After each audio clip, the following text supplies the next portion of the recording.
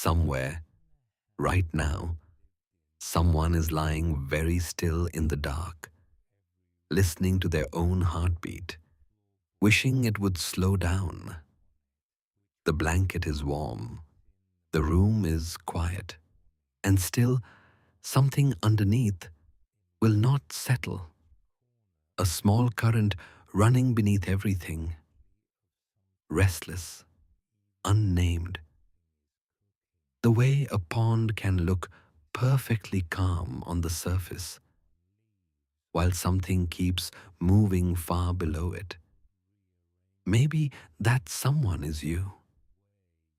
If it is, you are not doing anything wrong. You have simply arrived tonight at a very old and very human place. People have been lying awake like this for as long as there have been nights to lie awake in. And a very long time ago, a man sat very still under a tree for a very long time, trying to understand exactly this: why the mind will not rest, even when the body is ready to. He did not arrive at a rule. He did not arrive at a system to master or a test to pass. He arrived, in the end, at something closer to a permission. 4 simple observations about being alive, offered not as commandments, but as companions, things to sit beside. The way you might sit beside an old friend by a fire, saying little, needing to say little. You do not need to know anything about him tonight. You do not need to know his name, or where he sat, or how long ago it was. None of that matters here. What matters is only this: that a very old kind of attention once looked directly at the restlessness you are feeling right now and found underneath it something workable, something almost tender. And that attention has been passed quietly from person to person ever since. The way a lit candle is passed from one hand to the next, each flame a little different, the warmth the same. So let the day begin to loosen its grip on you now. You do not have to finish anything tonight. You do not have to solve anything, understand anything, remember anything. Whatever happened today, it has already happened. It is behind you now, like a path you have already walked. There is nothing left to do on that path. You are here now, in this quieter place, and here very little is required of you. Let your breath come in, slow and unhurried, as if you had all the time there is. And let it go again, a little longer than it came in, like a wave sliding back down the sand, after it has already reached as far as it needed to reach. That is enough for now. Let us begin. There is a particular kind of suffering that has nothing to do with anything going wrong. You may have felt it tonight already. It is not a sharp pain. It is not an emergency. It is more like a low hum, a faint sense that something, somewhere, is not quite settled. The body is tired, but the mind keeps circling. A thought arrives, and then another, and none of them are especially large, but together they will not let you rest. This is not a flaw in you. This is one of the oldest and most ordinary experiences a person can have. And it has a name in this old teaching, a soft, almost untranslatable word, usually rendered simply as suffering, though that word is really too heavy for what is meant. It is closer to unsatisfactoriness, a subtle friction, the sense that things, as they are, do not quite fit the hand. You know this feeling in small ways, probably every day. The chair that is almost comfortable, the good day that still somehow leaves you a little unsettled by evening, the plan that goes well, but not quite as you pictured it. None of these are catastrophes, and yet there they are, that faint grinding like a stone in a shoe, so small you can hardly find it, and yet you feel it with every step.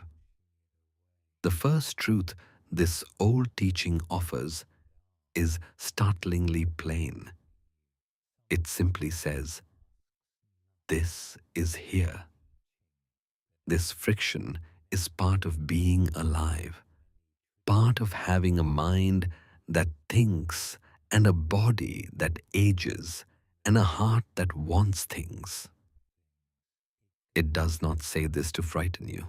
It says this to release you from a much heavier weight, the belief that you alone are broken, that everyone else has somehow found the trick to a smooth and frictionless life, and you have simply failed to learn it. You have not failed anything. You have only noticed something true. Let us explore a story about this. Long ago, in a small village at the edge of a wide valley, there lived a young weaver who was learning her craft from an old woman who had been weaving for longer than anyone could remember. The young weaver worked hard, and her cloth was good. But every evening, she would sit with her work in her lap, frowning at some small flaw, a thread pulled slightly too tight here, a color that did not sit quite where she meant it to sit there. And she would sigh and say, tomorrow I will finally make one that is perfect. One evening, the old woman sat beside her and watched her working in silence for a long while. Then she said quietly, may I see your hands? The young weaver held them out, puzzled. They were the hands of someone who worked hard, a little rough, a small burn scar near one thumb. Threads of color stained faintly into the skin. These are not the hands of a machine, the old woman said. They are the hands of a person.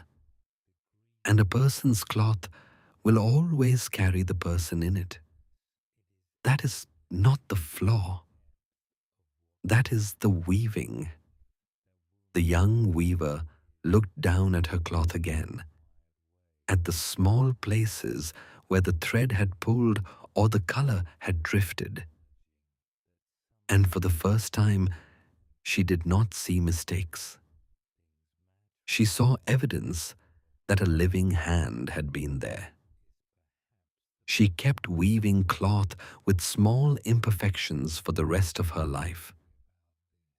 And people came from other villages just to buy from her, not despite the small unevenness in her work, but because of it. They said Her cloth felt warm in a way that perfect cloth never did. There is another story sometimes told alongside this one. In a fishing village by the sea, an old fisherman spent his whole life waiting for the perfect day to go out. Calm water, a clear sky, a gentle wind. He would rise each morning, look at the sky, find some small reason it was not quite right, and go back inside. Years passed this way. His boat sat mostly unused on the sand, its paint slowly fading. One day, a young boy from the village asked him, "Have you ever had a truly perfect day to fish?" The old man thought for a long time. "No," he admitted, "not once."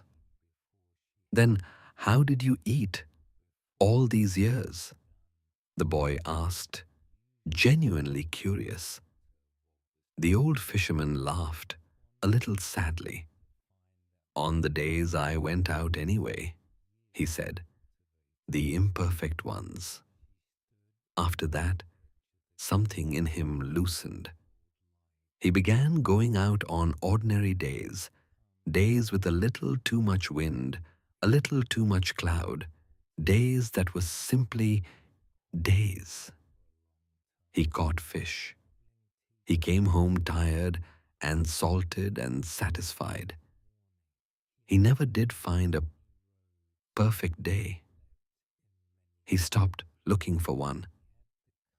What both of these small stories point to is the same quiet fact. The friction, the imperfection, the not quite rightness was never actually standing between the weaver and her craft, or the fisherman and his sea. It only seemed to be standing there because each of them had quietly decided that life was supposed to arrive smooth, and anything less than smooth was a problem to be solved before real living could begin. This is often how it is with the restlessness that keeps you from sleep. You are not lying awake because something has truly gone wrong tonight. You are lying awake, in part, because some quiet part of you believes rest is supposed to come easily, immediately, without any of the ordinary friction of being a tired, thinking, feeling person at the end of a long day. And when it does not come that easily, you begin to worry about the not sleeping instead of simply being a person who has not yet fallen asleep. The worry becomes its own weight, stacked right on top of the first small friction. You do not have to fix this tonight. You do not have to arrive at some perfectly calm, frictionless state before you are allowed to rest.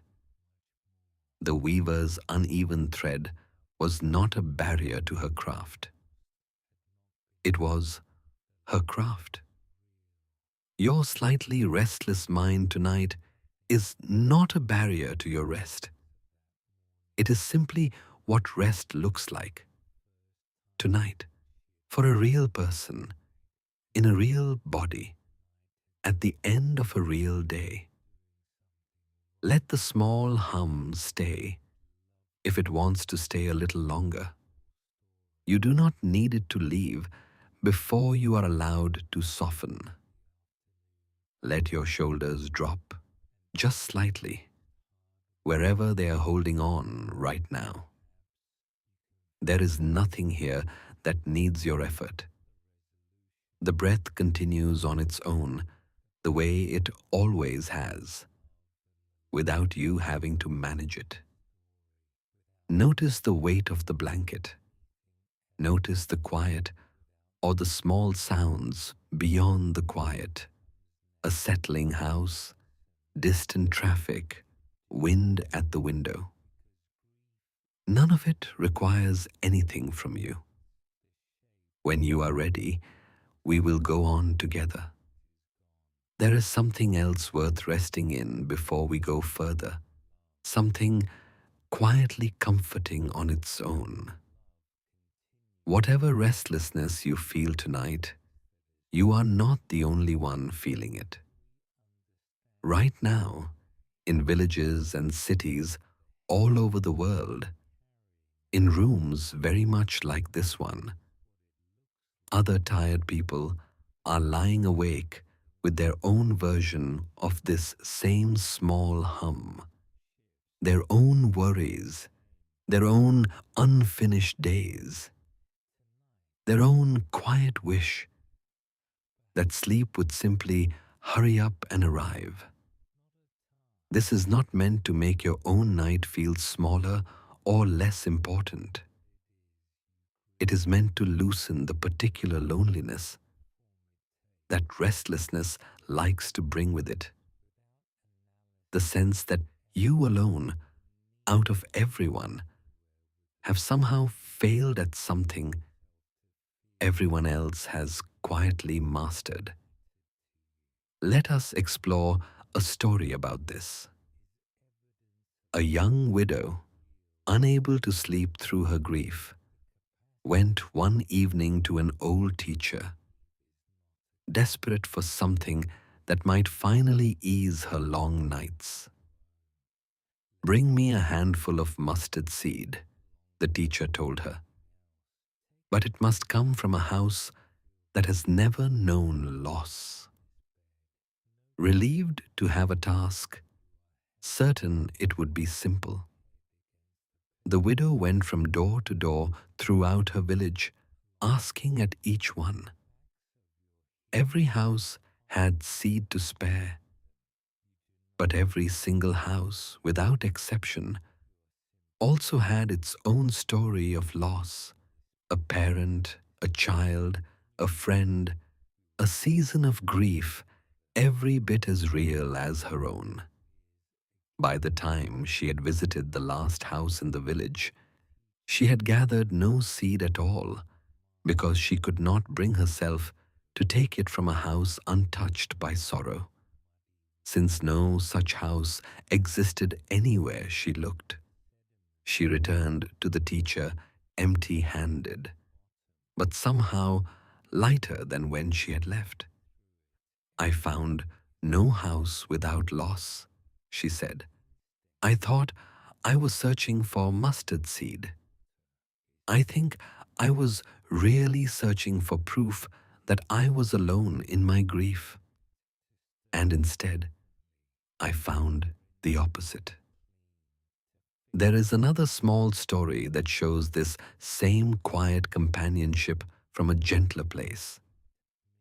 A man, embarrassed by how often his mind raced at night, once confessed this to an old friend, certain it marked some private weakness in him alone.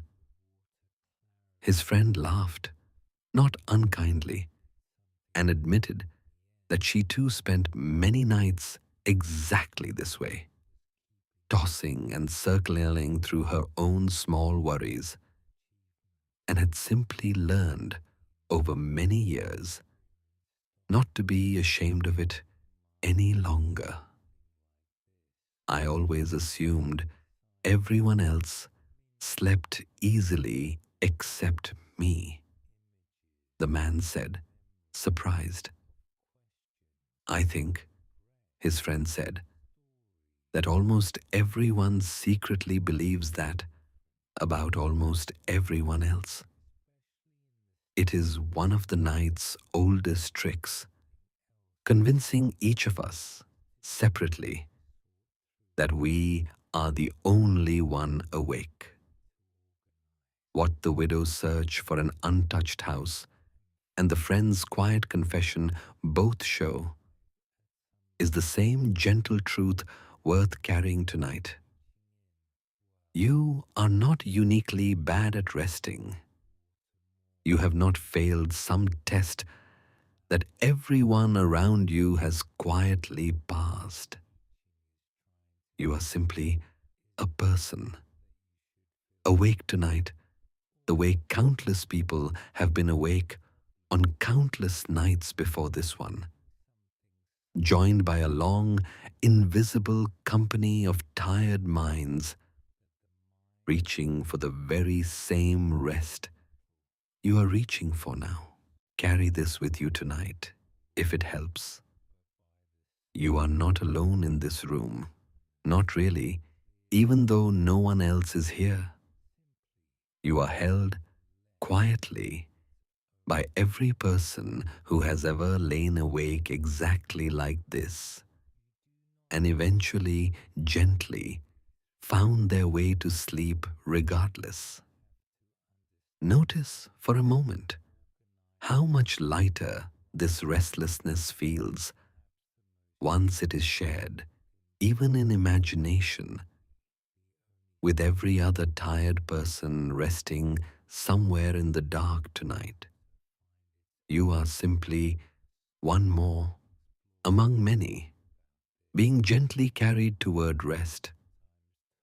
When you are ready, we will go on together. There is an old question worth sitting with for a moment. If this low hum of friction is simply part of being alive, why does it sometimes grow so much louder at night, loud enough to keep you from the very rest your body is asking for? The old teaching has an answer, and it is, again, remarkably plain. The friction does not come from nowhere. It has a cause. And the cause, this teaching says, is a kind of wanting. Not wanting in the ordinary sense, not simply desiring a cup of tea or a warm bed, which are only the natural movements of a living body toward comfort. The wanting this teaching points to is subtler and stickier. It is the mind's habit of reaching for how things are and trying to hold them, or reaching for how things are not and trying to push them away.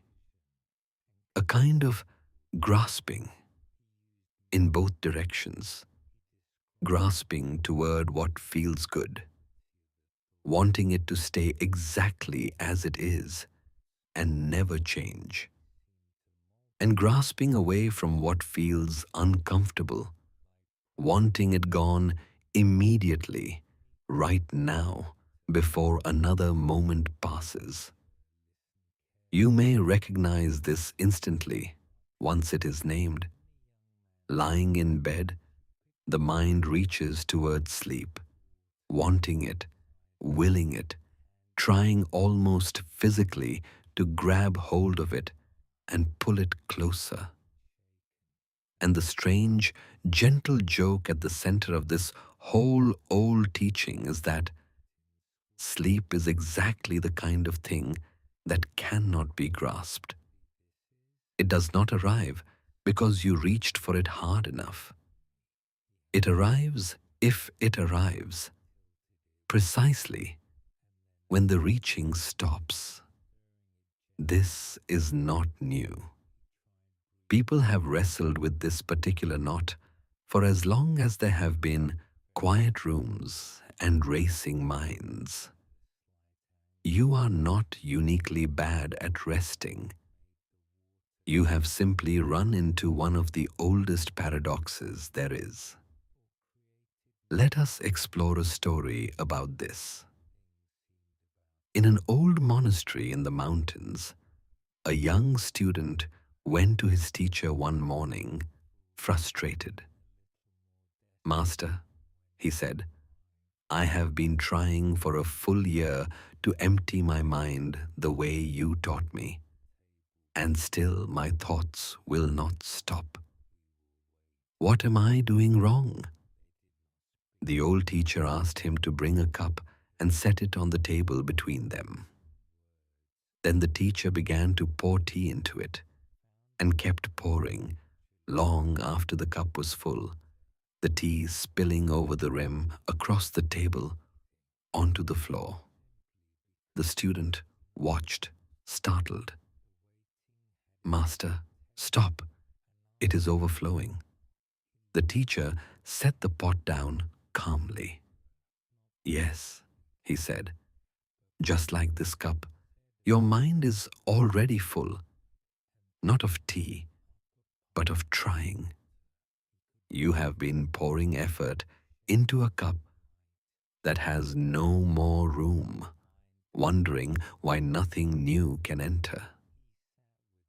Emptiness is not something you pour in. It is something you allow once you stop pouring. The student sat with this for a long moment. Then how do I stop pouring? He finally asked. The old teacher smiled. You have just asked me how to try harder to stop trying, he said gently. Notice that.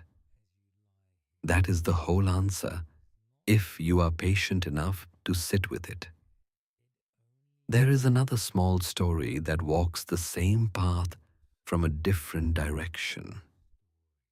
In a quiet town, an old grandmother waited each week for her grandchild to visit. Some weeks, the child came happily, full of stories, and the grandmother's whole face lit with joy. Other weeks, the child was tired or busy and did not come, and the grandmother sat by her window all afternoon, watching the road, growing more and more unhappy with each passing hour.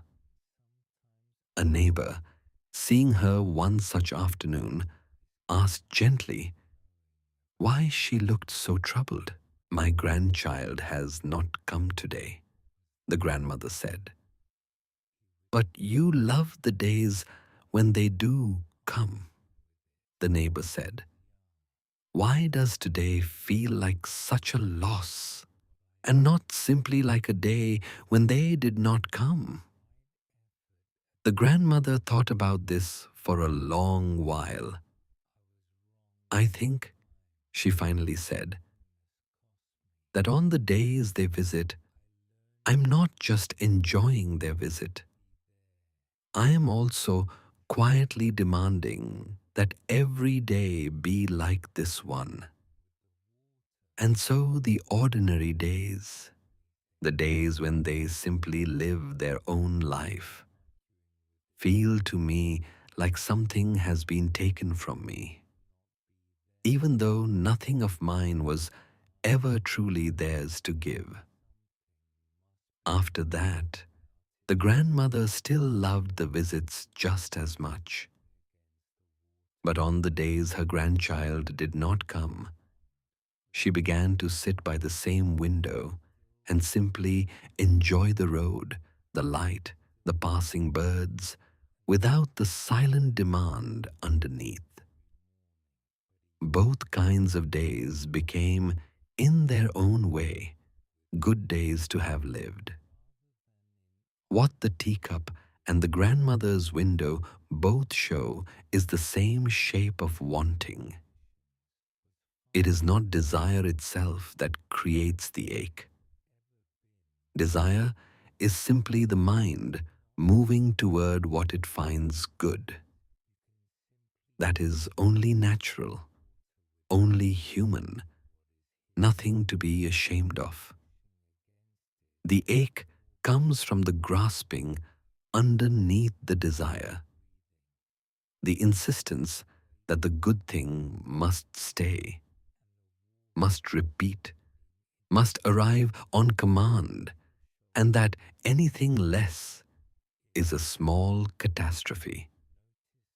Tonight, this might sound something like, I must fall asleep quickly, I must fall asleep now.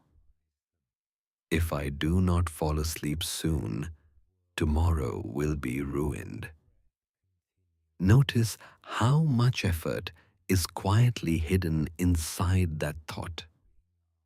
Notice how much it resembles pouring more and more tea into a cup that is already full. The tired body does not need more effort poured into it. It needs, more than anything, permission to simply stop pouring. You do not have to fall asleep quickly tonight. You do not even have to fall asleep at all in order for this time to be worthwhile. Resting the body, softening the shoulders, letting the mind wander without steering it anywhere in particular. All of this is good and nourishing, whether or not sleep follows immediately behind it. There is no test here you can fail. Let the cup, for now, simply stop being filled. You do not have to empty it by force. You only have to stop pouring and let it settle on its own, in its own time. Notice your breath again, wherever it happens to be right now, a little slower, perhaps, than when we began. There is nothing to adjust about it. Notice the small point where your body meets the bed, and let that point of contact feel a little heavier, a little more given over than a moment ago. Nothing is required of you here. When you are ready, we will continue. There is another, quieter shape this same wanting often takes, and it deserves a moment of its own, because it can be very easy to miss.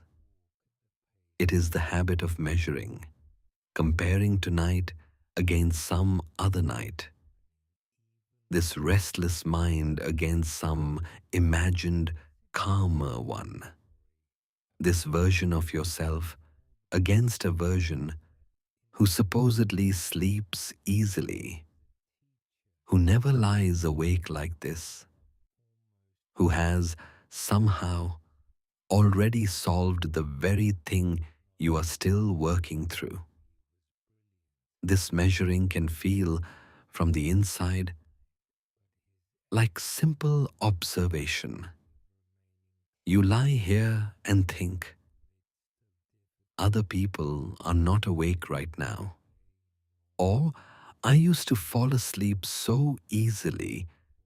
What has changed? Or even, tomorrow, I will surely feel worse than I would if I had already fallen asleep by now. Each of these thoughts seems, at first glance, like a plain fact. But notice the quiet wanting hidden underneath each one. The wish that tonight matched some other night, some other person, some other version of yourself that exists only in the comparing mind. Where else? This is not new. It is one of the oldest habits a tired mind falls into. Reaching sideways for a measuring stick, instead of simply being where it actually is. Let us explore a story about this. Two young students studied together under the same teacher, and one of them, quick and clever, always finished the day's lesson first, while the other worked slowly, carefully, often the last to close his book each evening. The slower student began to dread the evenings, watching his classmate finish with ease while he still labored over the same page. Convinced that his own slowness was proof of some deep failing, One evening, exhausted and discouraged, he confided this to his teacher. The teacher asked him to walk with her to the garden, where two trees grew side by side, one tall and quick growing, already thick with leaves, the other smaller, its growth slower, its trunk still thin. Which of these trees is failing? She asked. He looked at them for a long while. Neither, he finally admitted. They are simply different trees, growing at their own pace. Then why, she asked gently, do you believe a slower mind is failing when a slower tree is not? The student thought about this for many days afterward. He did not become faster, but he stopped measuring his pace against his classmates, and strangely, without that particular weight pressing on him each evening, his work became easier, not because he had changed, but because he had stopped comparing two different trees as though they should grow in exactly the same way. There is another small story that shows this same habit from a quieter, more private corner. An old woman, each night before bed, used to lie awake remembering how easily she had slept as a young woman, and grieving, quietly, how much harder rest had become as she had grown older. This grief itself, more than her actual restlessness, was what kept her awake most nights, not the wakefulness, but the constant comparing of tonight's tired body to a much younger one that no longer existed. A friend, an old physician who had cared for many people through many years, once told her gently, "You are not failing to sleep like your younger self. You are simply a different person now, with a different body, resting in a different way. The young woman you are remembering is not more successful at sleeping than you are tonight. She is only younger. That is not the same thing as better." The old woman turned this over for a long time. Slowly, she began to notice that most of her worst nights were not caused by her body's actual tiredness, but by her mind's insistence on comparing tonight to some other night decades gone. On the evenings, she managed to simply be the person she was now, in the body she actually had, without measuring it against a memory. She found rest came far more easily exactly as it was, without needing to match anything at all. What the slow-growing tree and the old woman's quiet grief both show is the same gentle correction. There is no other night to match tonight against. There is no other version of you sleeping more easily somewhere else that your rest tonight is failing to live up to. There is only this night, this body, this particular tiredness, entirely its own, needing nothing from any other night in order to be exactly what it is. Carry this with you tonight, if it helps. If you notice yourself measuring, comparing this restlessness to some easier night, some other person, some earlier version of yourself, you might simply notice the comparing itself, gently, the way you notice the tall tree and the slow one growing side by side, each one whole exactly as it is. Let your breath settle again into its own particular rhythm. Not the rhythm of any other night, not the rhythm you remember from years ago, simply the rhythm that belongs to you right now in this body, in this bed. There is nothing here to measure against. There is only this. When you are ready, we will go on together. There is a second phase to this same wanting, and it is worth looking at gently because it can be even sneakier than the first. So far, we have talked about grasping toward what feels good, wanting the pleasant thing to stay, to repeat, to arrive on command. But there is an equal and opposite grasping, and it moves just as strongly, the wanting to push away what feels uncomfortable. In this old teaching, it is sometimes called aversion, though the word itself matters far less than the shape of the thing. You may notice it tonight as a kind of bracing. A worry arrives about tomorrow, about something said earlier today, about the very fact that you are not yet asleep. And instead of simply letting the worry be a worry, some part of you tenses against it, tries to shove it out of the room, tries to argue it into silence.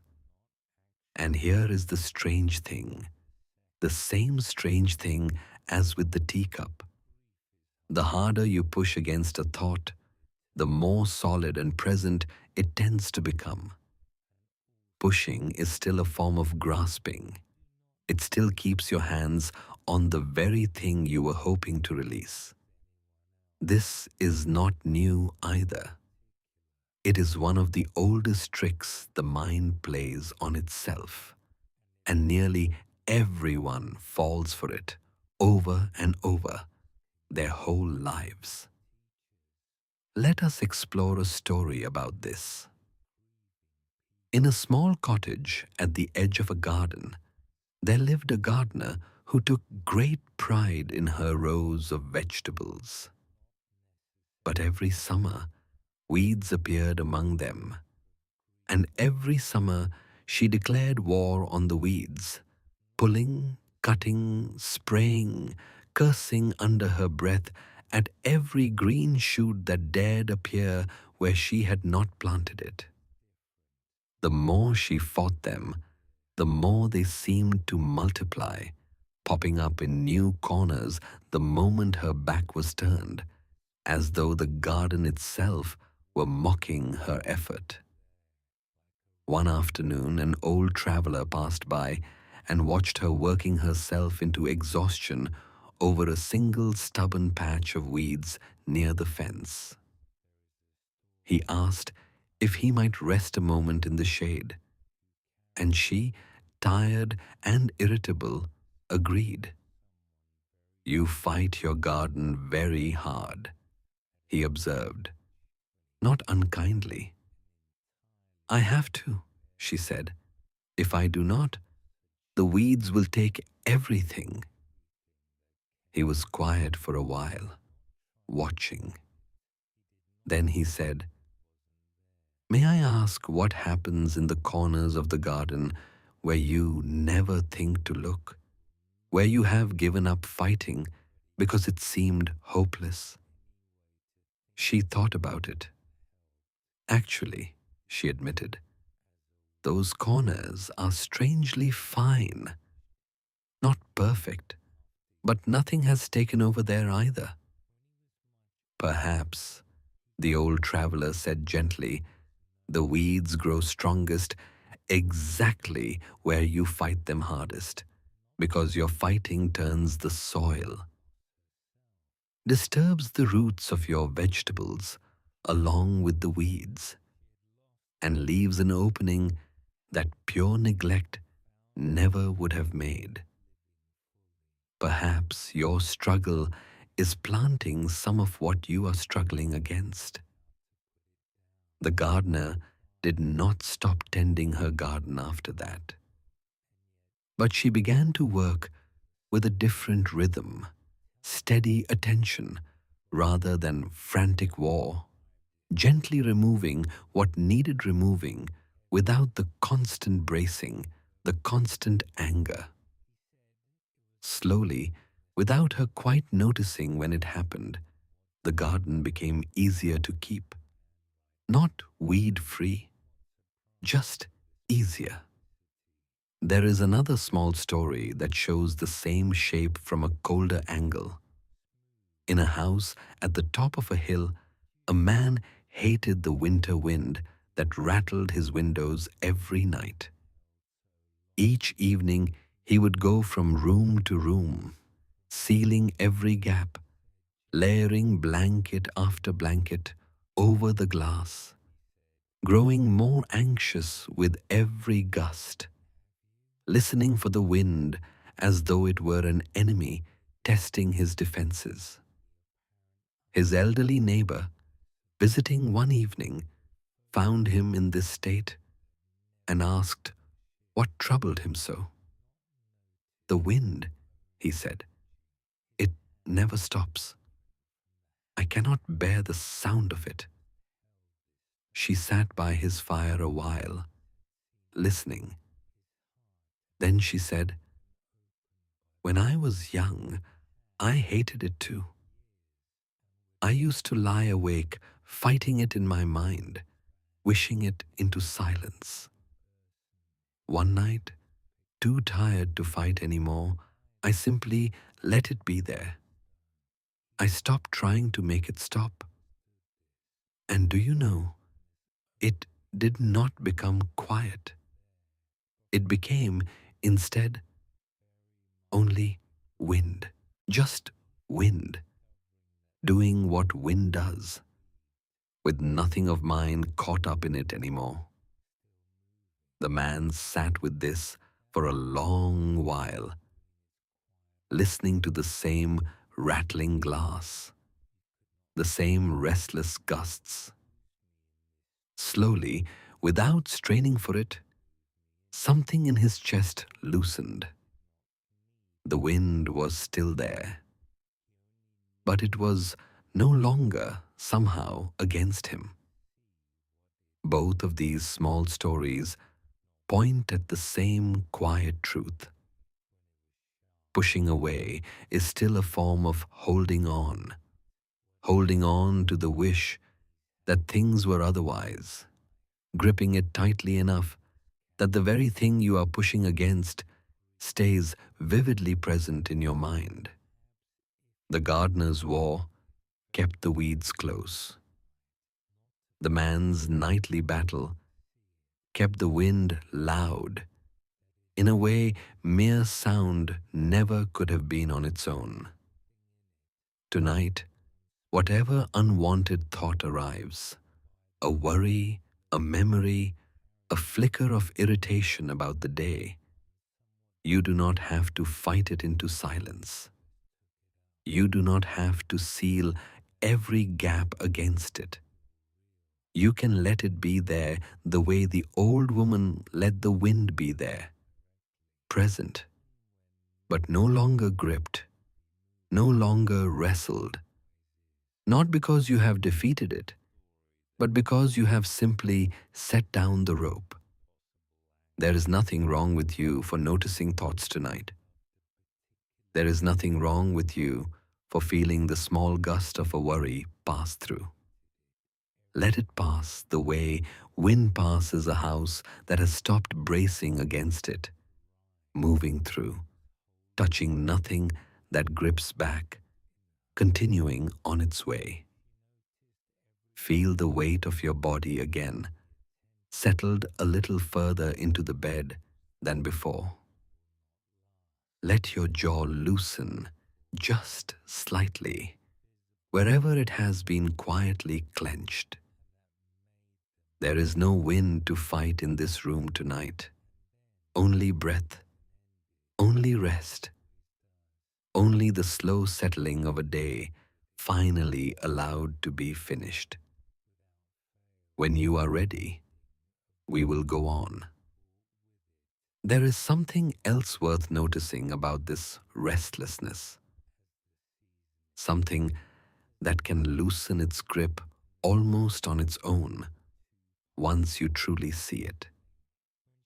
Whatever you are feeling tonight, the low hum of friction, the small ache of wanting, the tightness in the chest that comes from bracing against something uncomfortable, none of it is fixed. None of it is a permanent weather that has settled over you forever. It is closer to actual weather, in fact, a pattern moving through a sky that itself never changes, never needs repair, never needs to defend itself against the clouds passing over it. This old teaching has a quiet word for this too, usually translated as impermanence. Though again, the word is smaller than the thing itself. It simply means everything that arises will also pass. The uncomfortable feeling you have tonight is not an exception to this. It is only doing what every feeling has always done. From the very first night anyone ever lay awake beneath a roof, you may not feel this in your body right now. Restlessness at 2 in the morning has a way of convincing you it has always been here and always will be. The way a heavy rain can make it hard to remember the sun ever existed at all, even though you have felt it 1,000 times before. But feelings, even persistent ones, are not made of stone. They are made of something closer to weather, arriving, moving, and eventually, without any effort from you at all, moving on. Let us explore a story about this. There was once a farmer who lived through a season of terrible drought, watching his fields crack and thirst. Beneath a sky that refused, week after week, to send rain. Each morning he searched the horizon for clouds, and each morning there were none. And slowly he became convinced that the drought was no longer a season at all, but simply the new and permanent shape of his life. He stopped planting. He stopped hoping. He told his neighbors the rain was never coming back. An old friend, visiting from a neighboring valley, found him in this state and said gently, "I have lived through 6 droughts in my life, and every single one of them ended exactly the way every drought before it ended. Not because I did anything to end it, but because that is simply what droughts do eventually in their own time." "But how do you bear the waiting?" the farmer asked, "when it feels as though it will never end?" "I remind myself," his friend said, "that the drought is weather, not the sky. The sky itself has never once dried up. It has only, for a while, chosen to hold back what it usually gives freely. That is hard, but it is not forever, because nothing made of weather is ever forever." The farmer returned to his fields the next morning, not because he suddenly believed the rain was near, but because he had remembered, at least, that it was not permanent. He kept a small patch prepared, ready for planting, as an act of quiet trust rather than certainty. The rain came eventually, as rain always eventually does. But what he remembered most, telling the story in his old age, was not the rain itself. It was the moment he stopped mistaking the season for the sky. There is another small story that shows this same passing nature from a gentler height.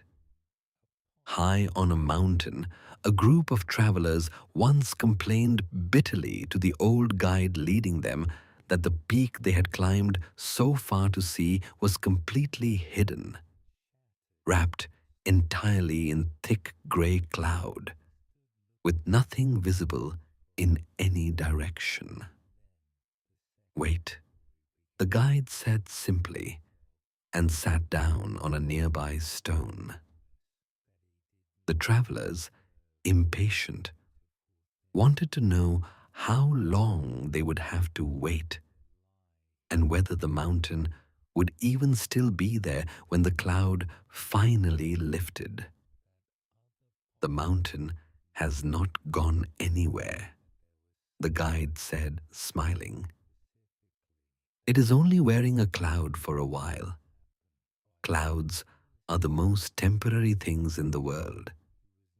They cannot help but move on. The mountain has never once needed to move on.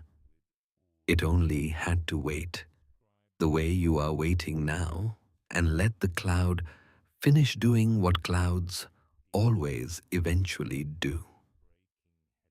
Within the hour, exactly as the guide had said, the wind shifted, the gray began to thin, and the peak revealed itself again, unchanged, exactly as solid and exactly as present as it had been the entire time the cloud sat over it.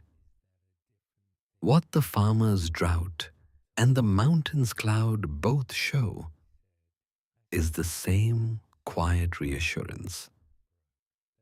The discomfort you feel tonight, however solid it seems, is weather, not scus. It is a cloud, not the mountain underneath it.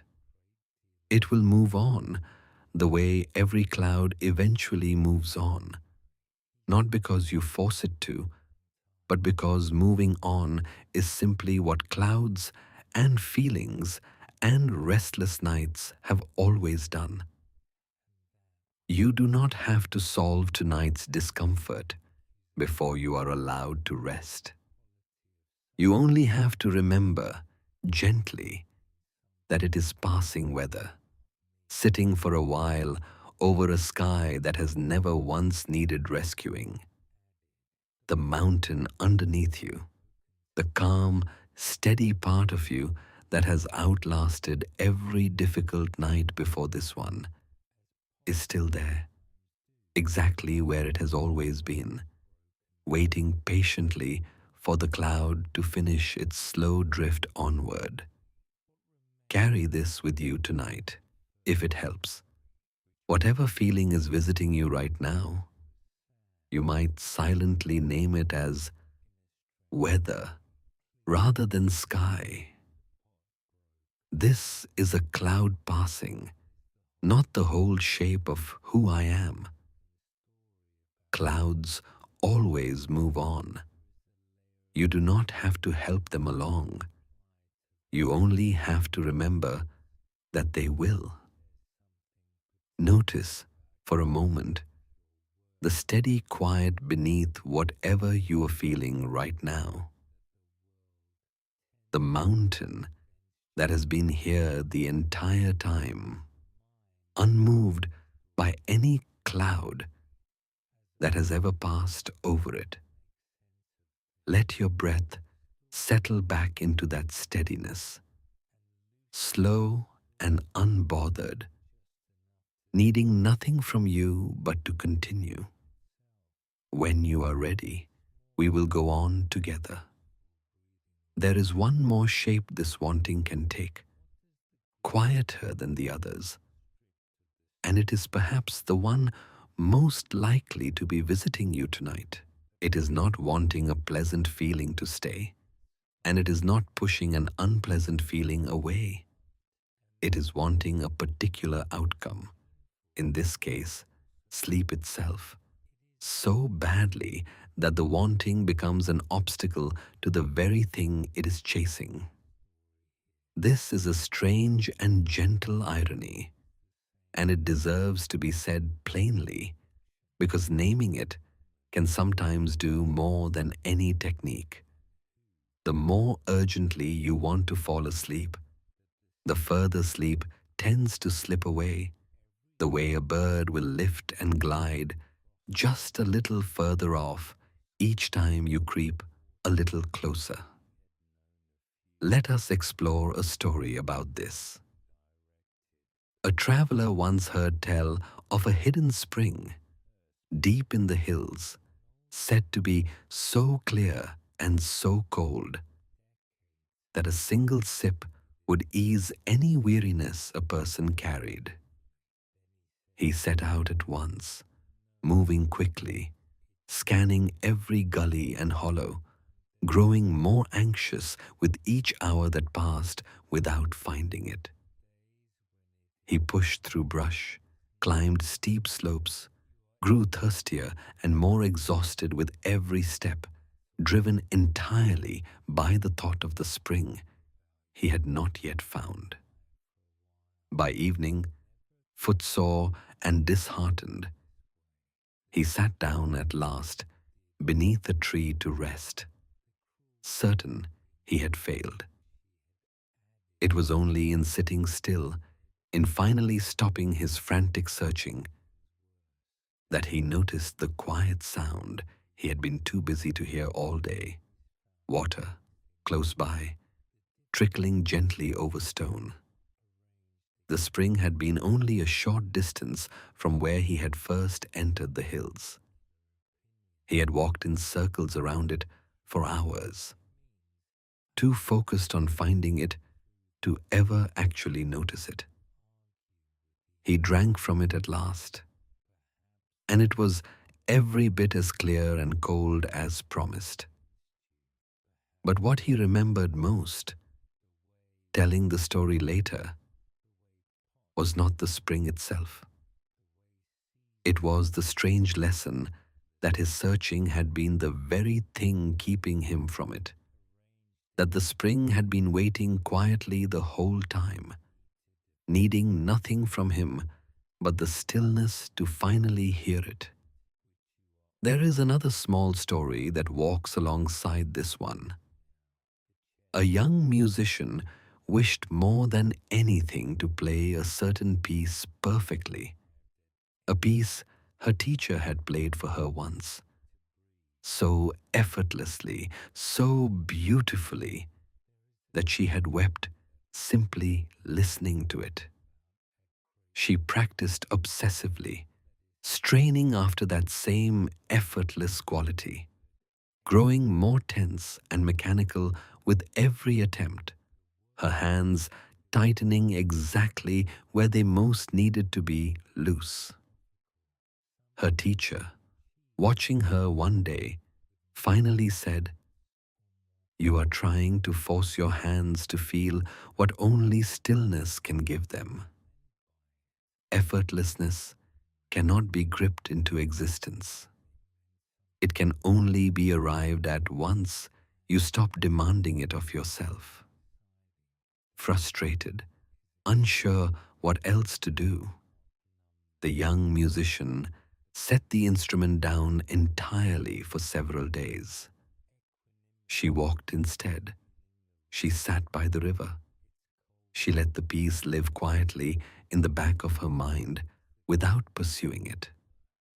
When she finally picked the instrument up again, not trying for anything in particular, simply glad to hold it again, her hands moved with an ease she had never once managed to force into being. Both the traveler and the musician found what they were seeking only once the seeking itself relaxed its grip. This is exactly the shape of the difficulty many people meet at night. Sleep, like the spring, like the effortless piece of music, cannot be summoned by force of wanting. It arrives, if it arrives, in the stillness that is left once the wanting quiets down. So tonight, you do not have to chase sleep like the traveler chasing the spring through the hills, growing more anxious with every step. You can simply sit, or rather, simply lie here, the way the traveler finally sat beneath the tree, not still trying, only resting, letting whatever wants to arrive in its own time, if it arrives at all. And if it does not come quickly tonight, that is all right too. Rest itself, this quiet lying still, this loosened body, this softened mind, is already good. It is already enough. It was never only about the sleep. Carry this with you tonight, if it helps. The next time you notice yourself reaching hard for sleep, gently loosen the reaching, the way you might loosen a fist you did not realize you had made. You do not have to let go of everything all at once. Just soften the grip a little and see what happens. Notice how your breath has been moving this whole time, patient underneath all of these words, needing nothing from you to continue. Let it carry you now for a moment without any words at all. Notice the quiet weight of the blanket, the quiet dark of the room, the quiet, ongoing fact of simply being here, alive, resting. Nothing further is required. When you are ready, we will go on together. If wanting, in all its shapes, the grasping toward, the pushing away, the anxious chasing, is the root of this restless friction, then it follows, gently and almost obviously, that there must be a way this friction can ease. This old teaching says exactly that, as its third observation, and it may be the most reassuring one of all. It does not say the ache can be fixed through great effort, or earned through years of struggle, or achieved only by the rare and disciplined few. It says simply that peace is possible, that the grasping can loosen, that underneath all the wanting, something calm was here all along.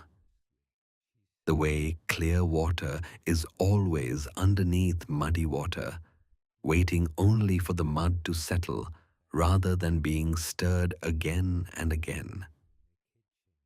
This matters more than it might seem to, lying here tonight.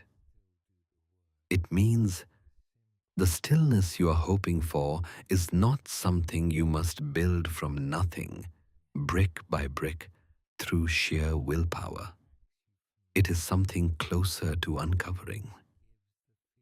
The clear water does not need to be manufactured. It only needs the stirring to stop. Let us explore a story about this.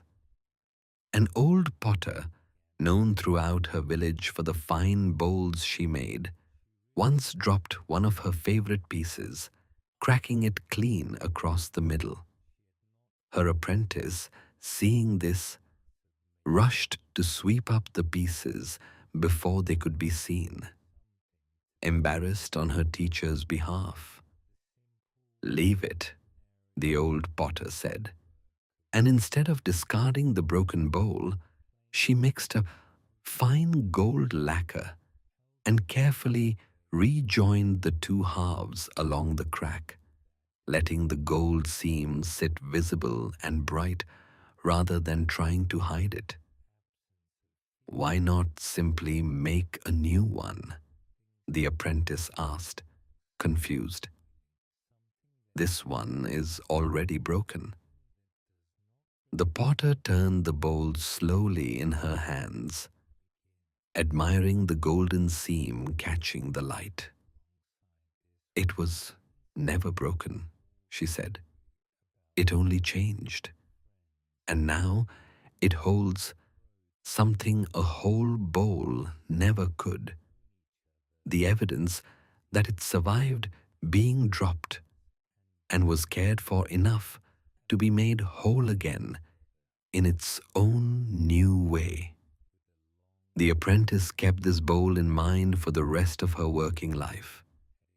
Whenever her own pieces cracked in the kiln, as pieces sometimes do, she no longer felt the old rush of shame and panic.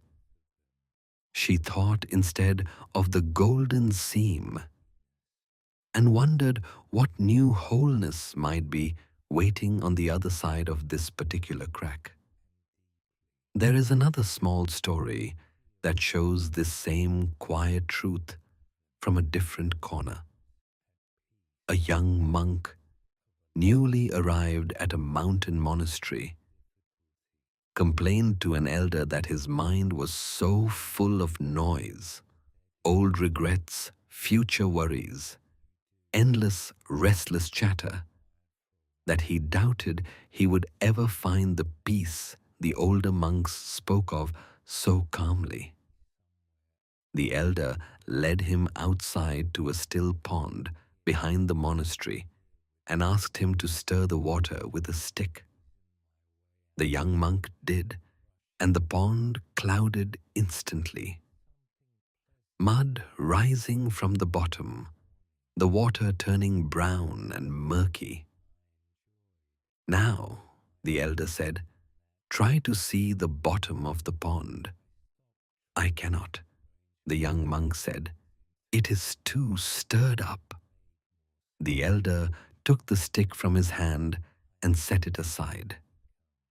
They sat together in silence.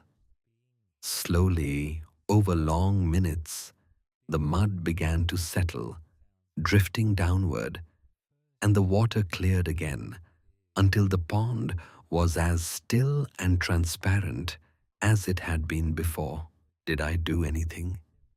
The elder finally asked. To make the water clear again? The young monk thought about it.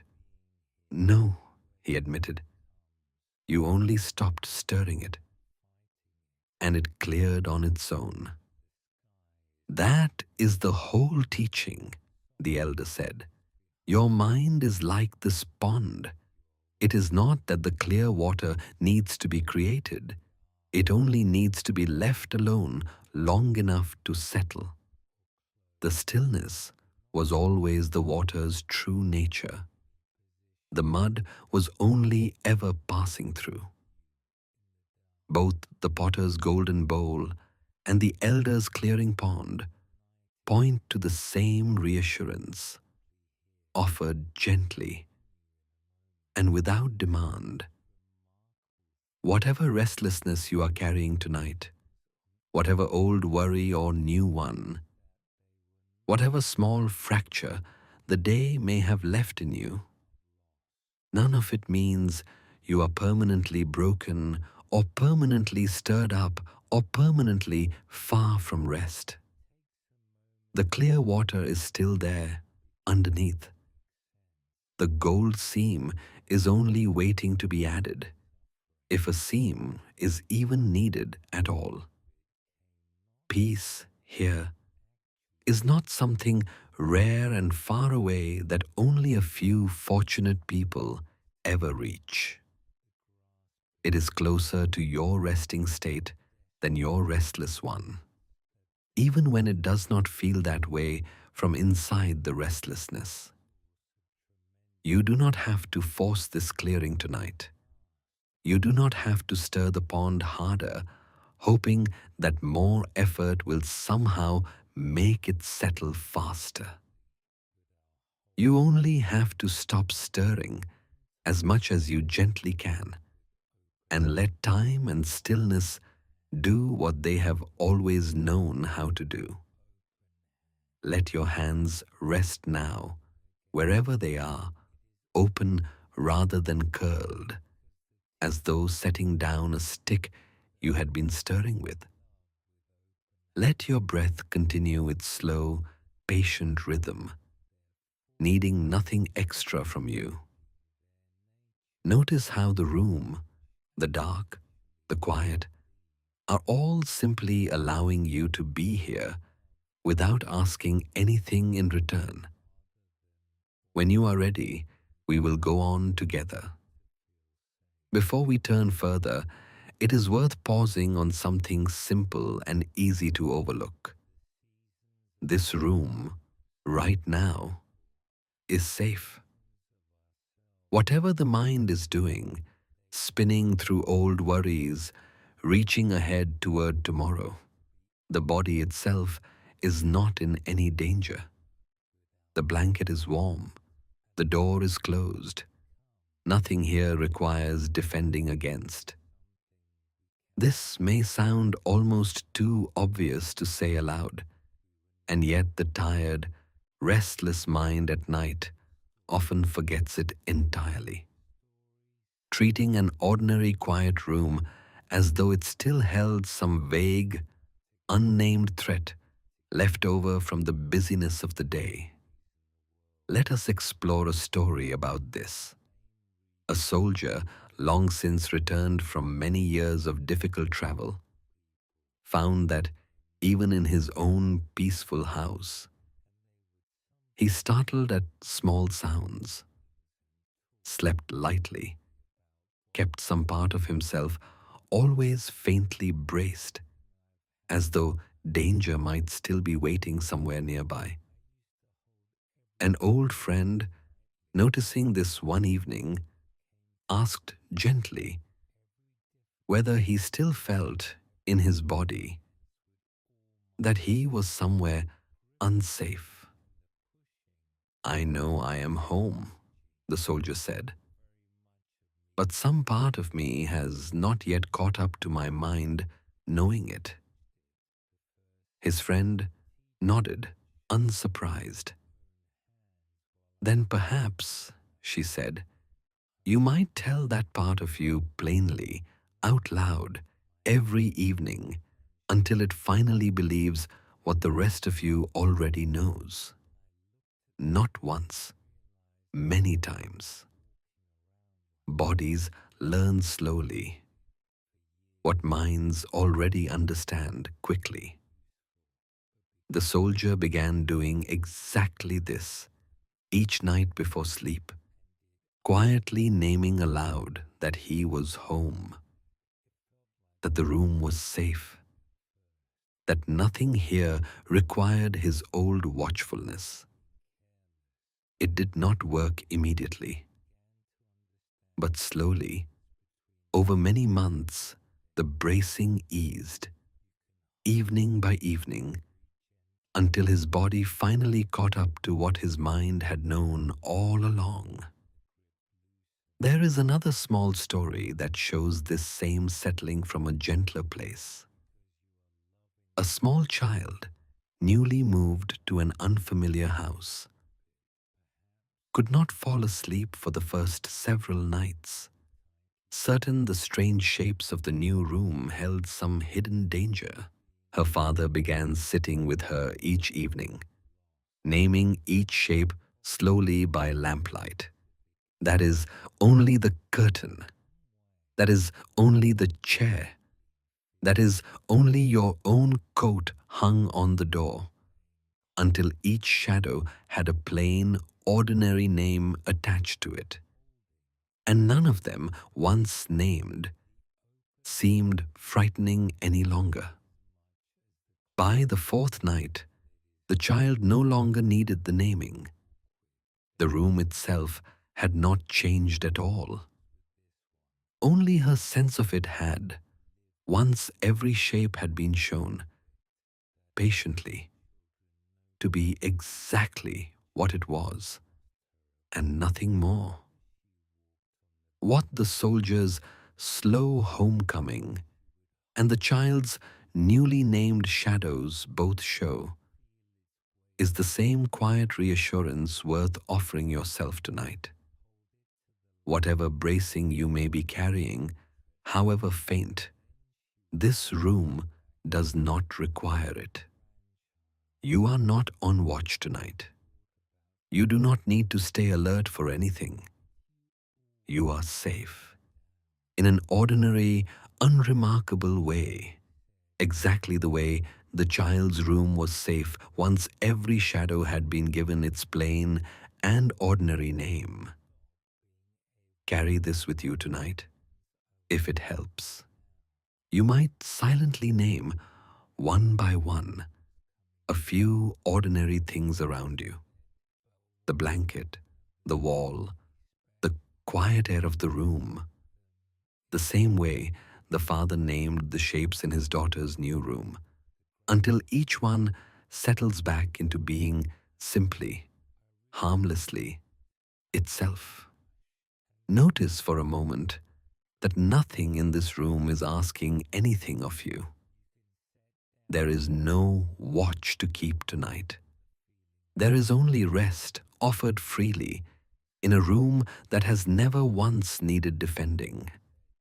When you are ready, we will go on together. There is something worth sitting with a moment longer before we turn toward the path itself. And it has to do with trust. A kind of trust that is easy to forget you already have, especially at night. When the mind likes to convince you that everything must be managed by hand, or it will surely fall apart. Your body has been carrying you towards sleep, successfully, every single night of your life. It has never once needed a manual. It has never once required you to consciously instruct your heart to slow, or your breath to deepen, or your muscles to release their small held tensions one by one. All of that has always happened on its own, beneath your notice, the way a river finds its way to the sea without ever once needing directions. And yet, on nights like this one, the mind often steps in anyway, certain that unless it personally supervises the whole process, sleep will arrive arrive, which, of course, only gets in the river's way. Let us explore a story about this. A young river, so the old story goes, once grew anxious as it approached a wide, unfamiliar plain, uncertain how it would ever find its way across such flat and featureless ground to the sea it had heard so much about. It began rushing anxiously in different directions, trying to force a path here, then there, growing shallow and scattered, wearing itself thin with the effort of trying to choose correctly. An old spring, feeding into it from beneath a nearby hill, spoke up gently. "You are trying to decide your path," the spring said, "but you have never once needed to decide it. Water has always known how to find the lowest ground, the easiest way through. That is not a skill you must learn. It is simply what water is. But how do I know I will not get lost?" the young river asked, still anxious.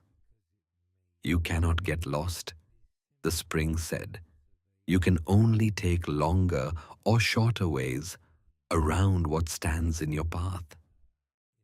But the sea is always downhill from here, in every direction, and you were made entirely out of the same substance as every river that has ever found it before you." The young river, still a little uncertain, stopped forcing its own direction so hard and let itself simply flow toward the lowest ground, the way water always has. It grew winding in places and slow in others, but it reached the sea exactly as every river before it had, without ever once needing to consciously choose its own course.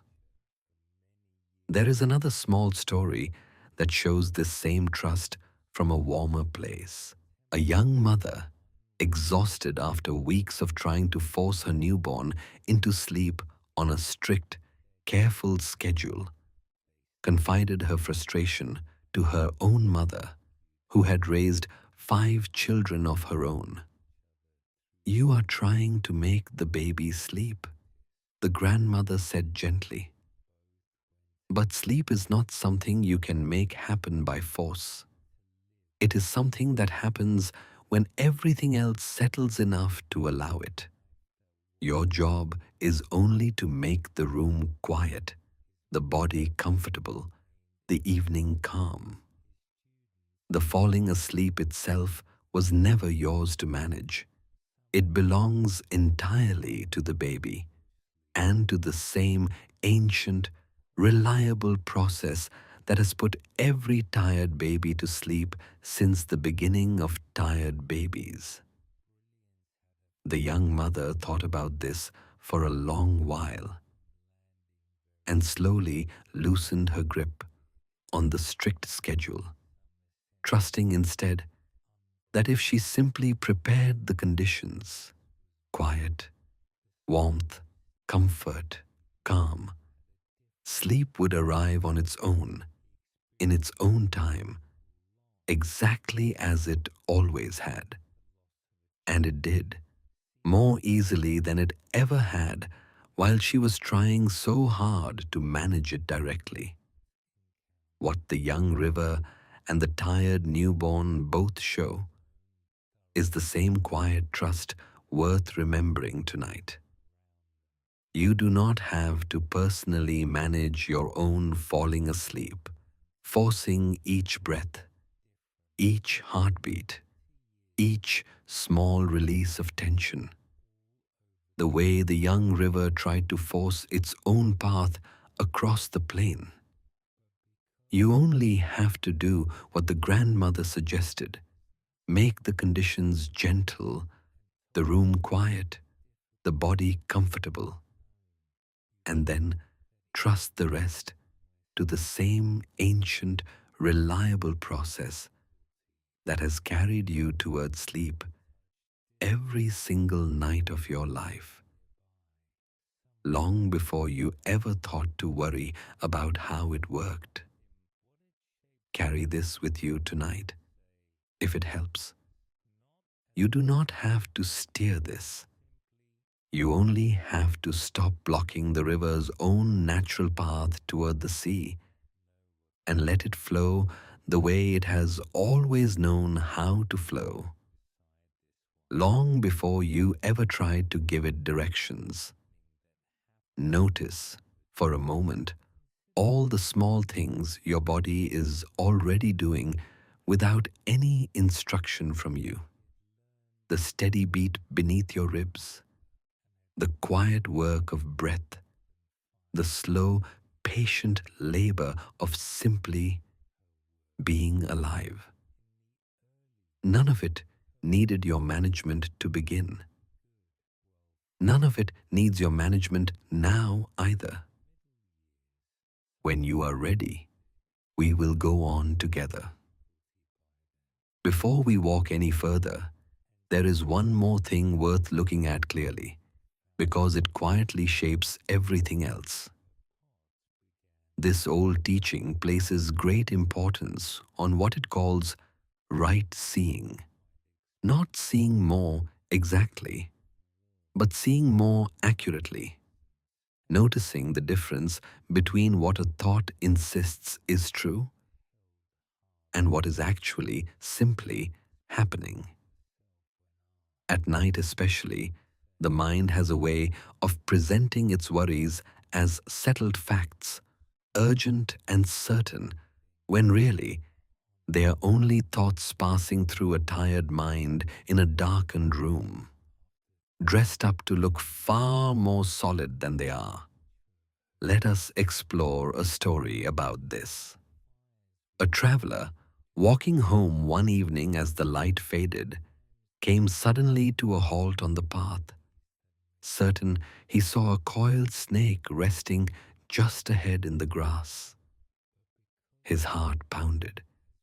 He stood frozen for a long moment, afraid to move, already imagining the strike, already feeling the fear travel through his whole body, as though the danger were entirely real and entirely present.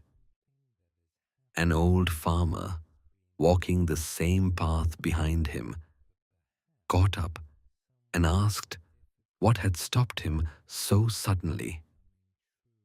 A snake, the traveler whispered, pointing. The farmer looked, then walked closer without any hesitation at all, and picked up what turned out to be nothing more than an old length of rope, coiled loosely where someone had dropped it days before. The traveler's fear had been entirely real while it lasted. His heart had truly pounded. His body had truly braced for danger. And yet, nothing dangerous had ever actually been there. Only a rope and a tired mind in fading light, mistaking one ordinary thing for another far more alarming one. It is strange, the traveler said afterward, shaken. I felt so certain. That is the nature of fear in poor light, the old farmer said. It does not wait for facts before it convinces the whole body something terrible is true. There is another small story that shows this same mistaking from a quieter house.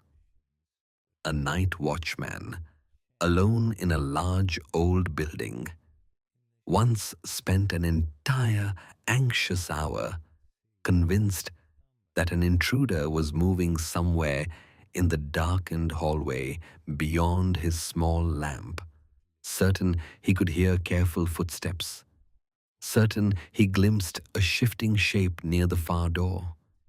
He gripped his lantern tightly, his heart racing, imagining every possible danger the hour might bring. When morning light finally reached the hallway, he walked its length at last and found nothing there at all.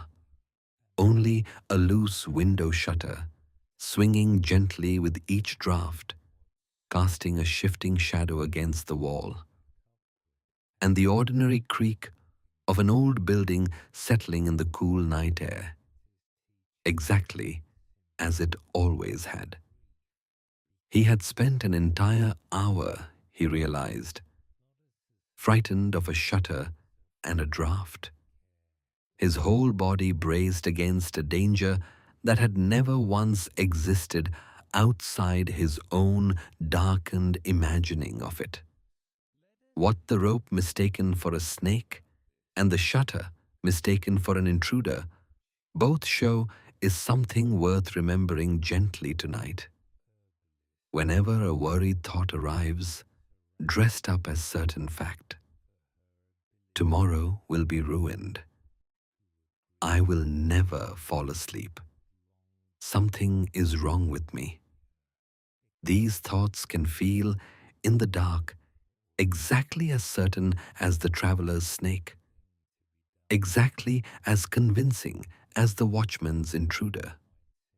And yet, in the clearer light of morning, they very often turn out to be nothing more than rope, nothing more than a shutter swinging in an ordinary draught, real enough to alarm you for a while, but never quite as solid as they seemed in the dark. You do not have to believe every thought that visits you tonight simply because it arrives feeling urgent and certain.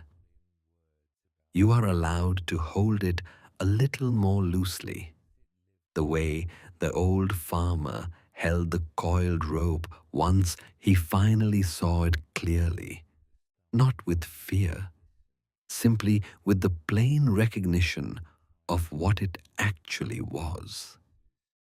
Carry this with you tonight, if it helps. When a worried thought arrives, insisting it is fact, you might silently ask it, gently, is this a snake? Or is this only a rope in poor light?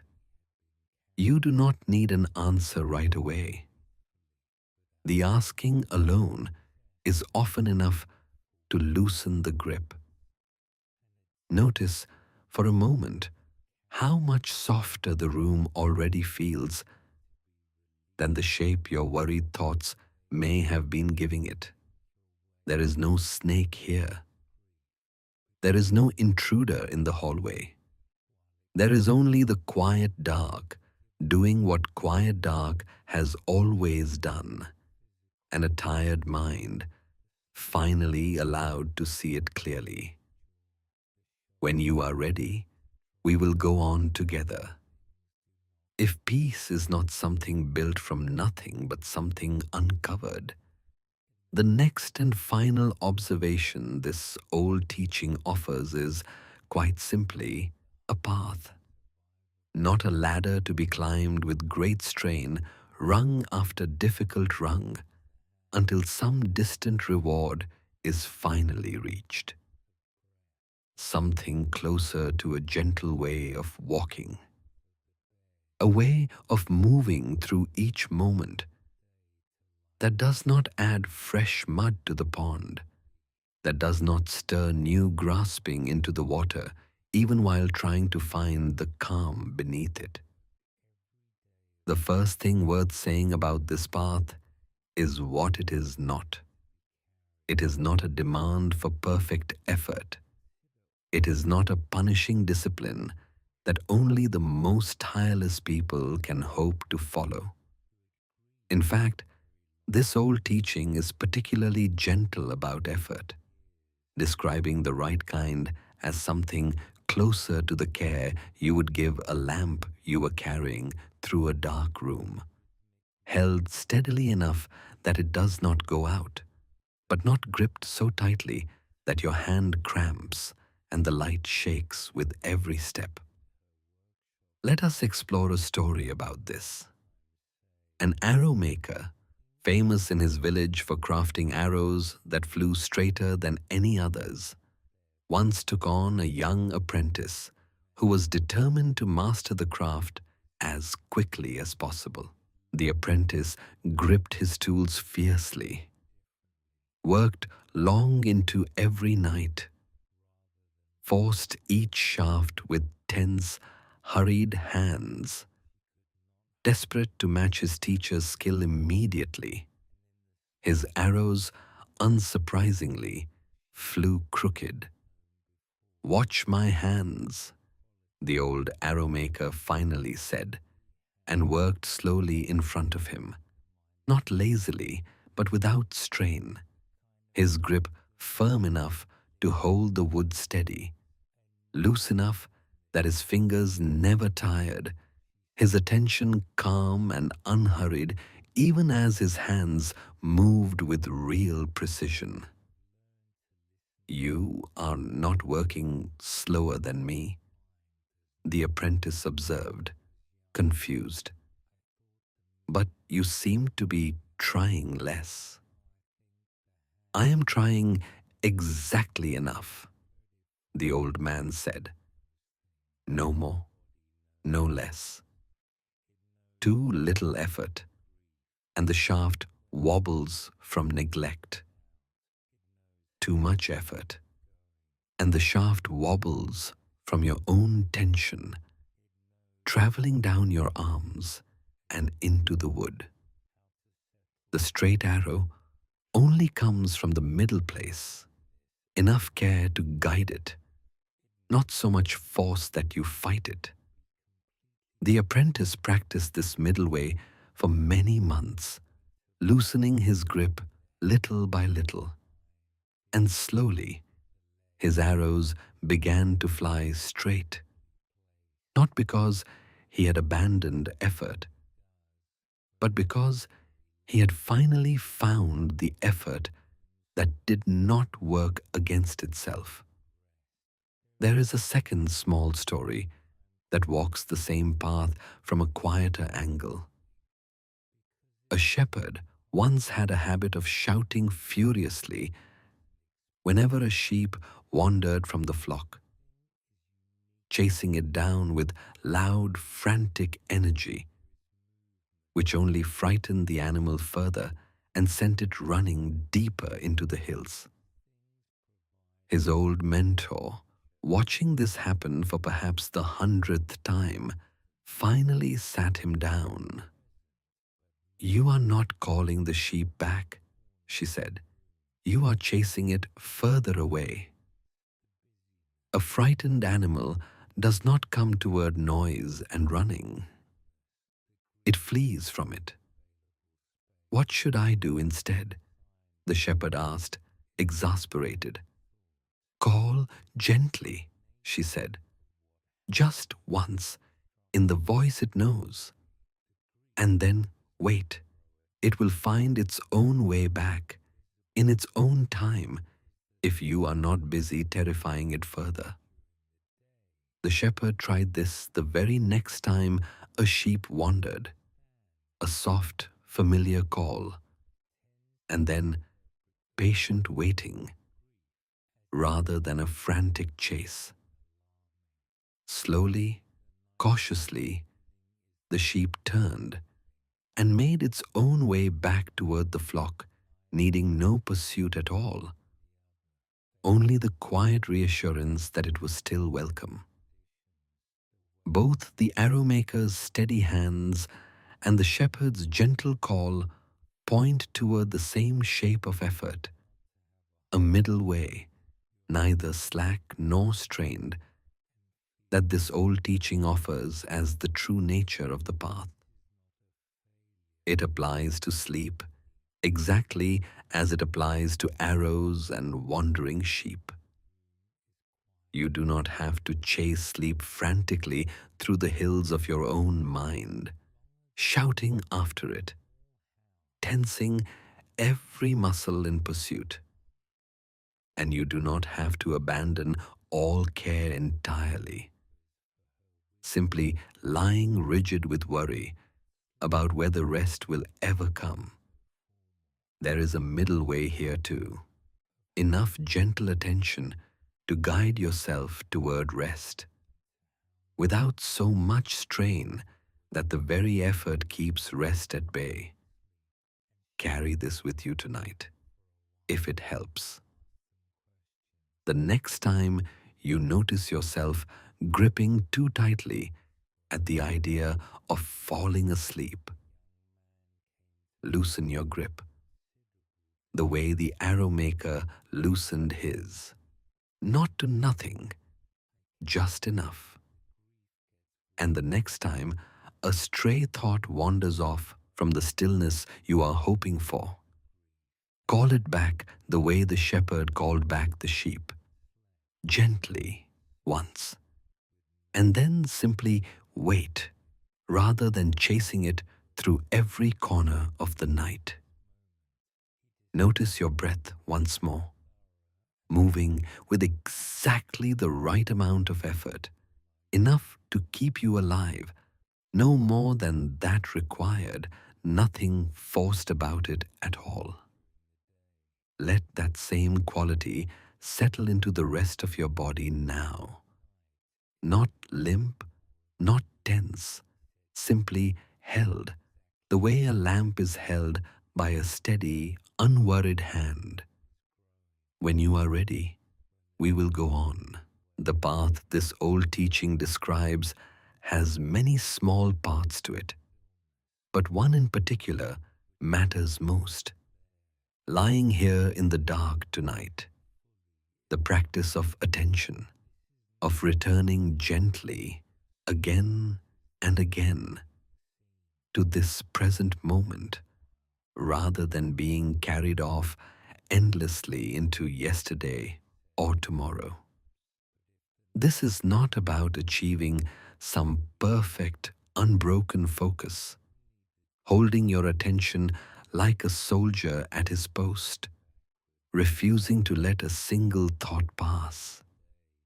That kind of striving would only be more grasping in disguise, more mud stirred into the pond. It is something far softer. It is simply the practice of noticing when the mind has wandered and returning without any scolding to right now. This breath, this body, this quiet room, the way you might notice your gaze had drifted while walking, and simply, gently, turn it back toward the path ahead, with no drama attached to having looked away at all. Let us explore a story about this.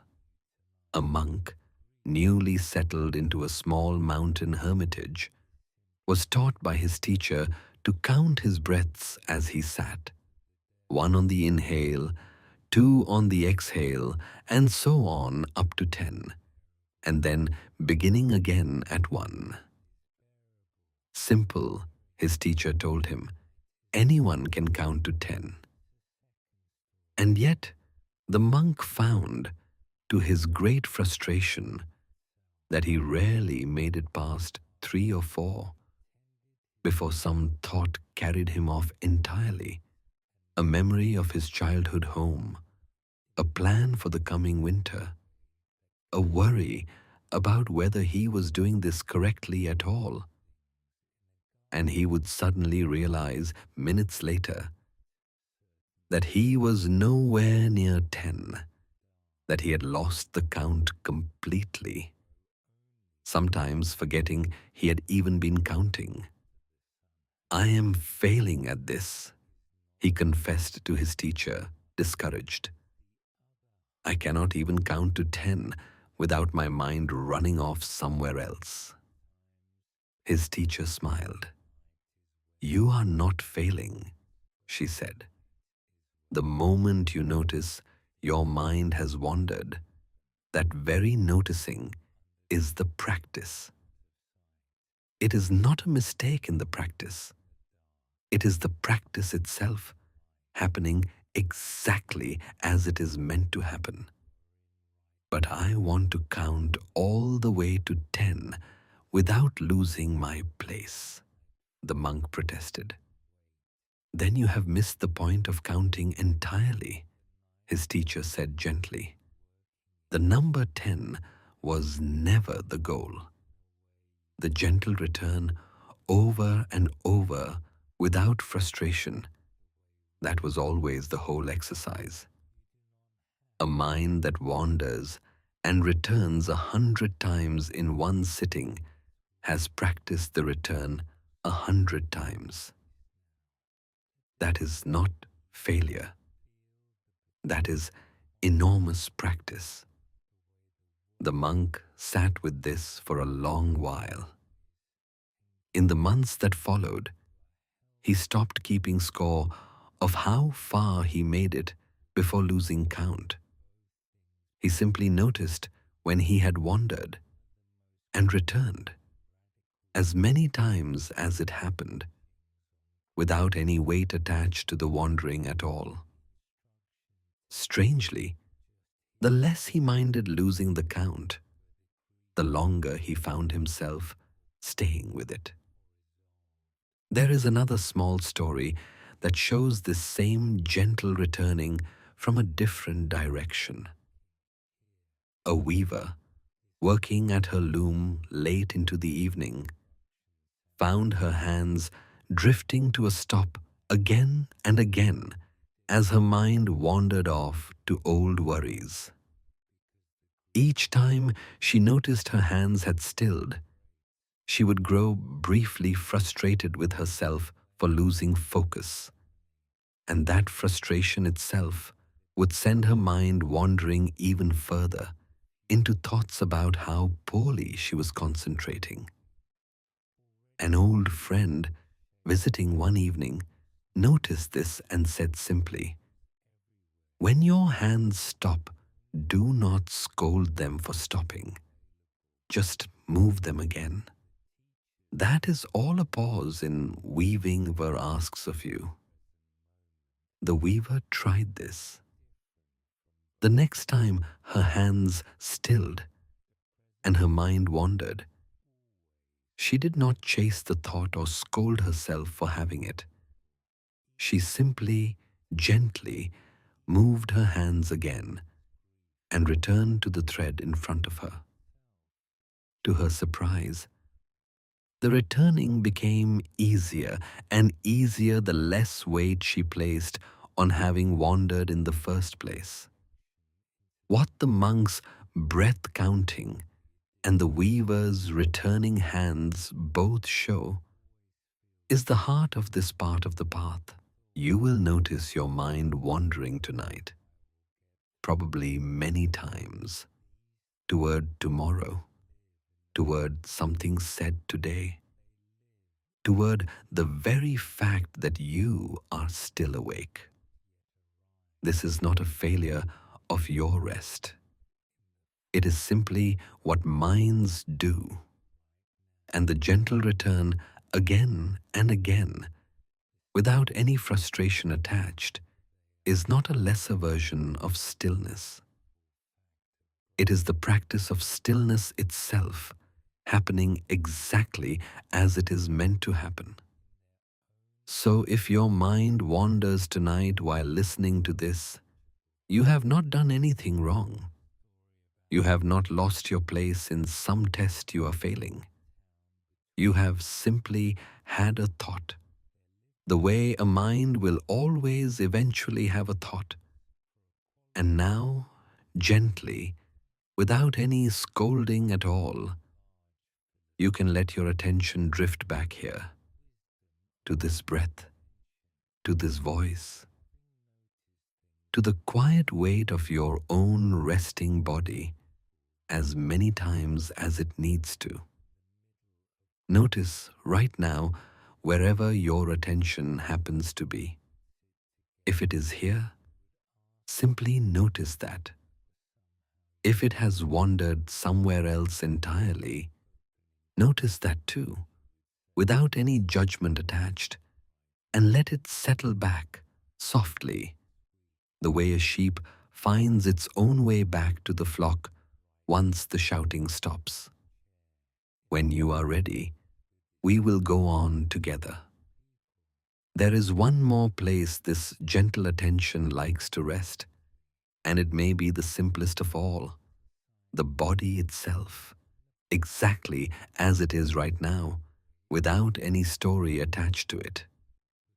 So much of the night's restlessness happens almost entirely in the mind, spinning through old conversations, imagined tomorrows, small unfinished worries, while the body, patient and mostly forgotten, simply lies here, already tired, already willing, already far closer to rest than the busy mind above it.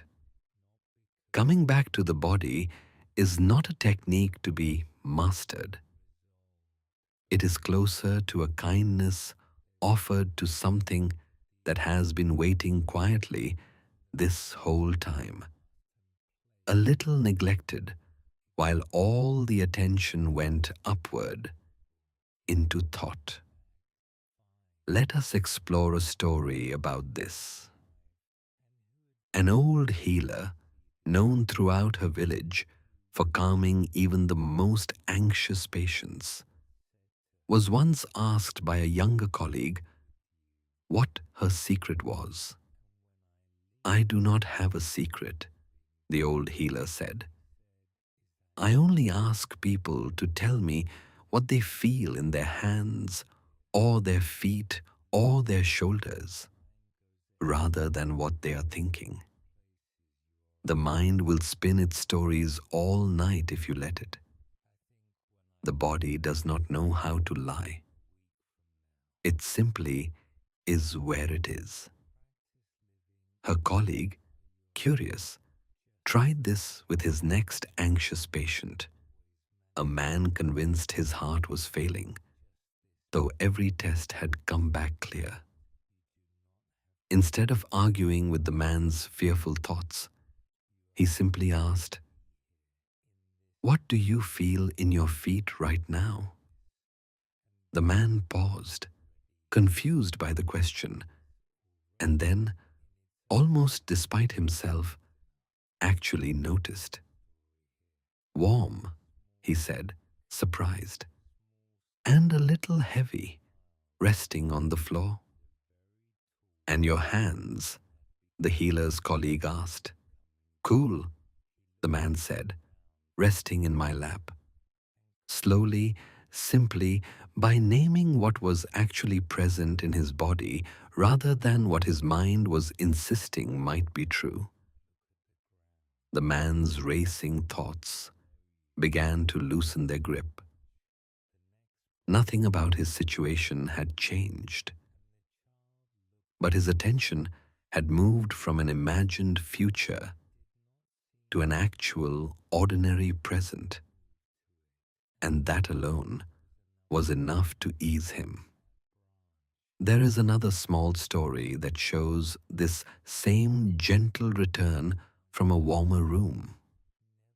A grandmother rocking a fretful infant late one night found that no amount of gentle words seemed to calm the child, whose small mind, if it could be called that yet, seemed caught in some wordless storm of its own.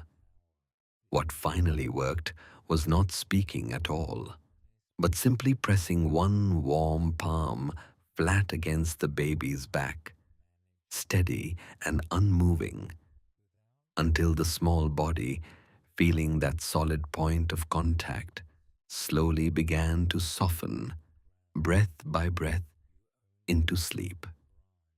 "She is not thinking her way to calm," the grandmother told her daughter afterward.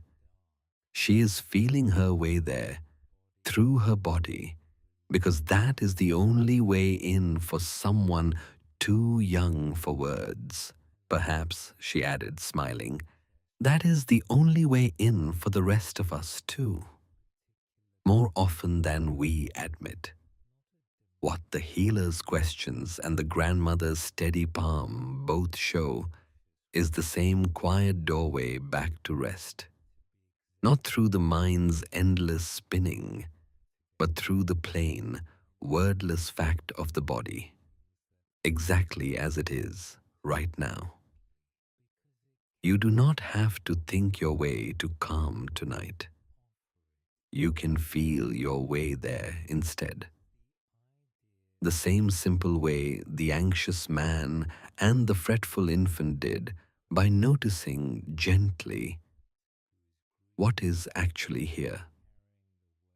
Carry this with you tonight, if it helps. Whenever the mind begins spinning its stories, you might come back softly to a single point of contact. The weight of your feet, the warmth of your hands, the place your body meets the bed. Not to think about it, only to feel it plainly, the way the body has always known how to be felt. Notice right now the actual weight of your body against the mattress beneath you, heavier here, lighter there, entirely real, entirely present. asking nothing of the busy mind above it. Let your attention rest there for a moment, simple and wordless. When you are ready, we will go on together.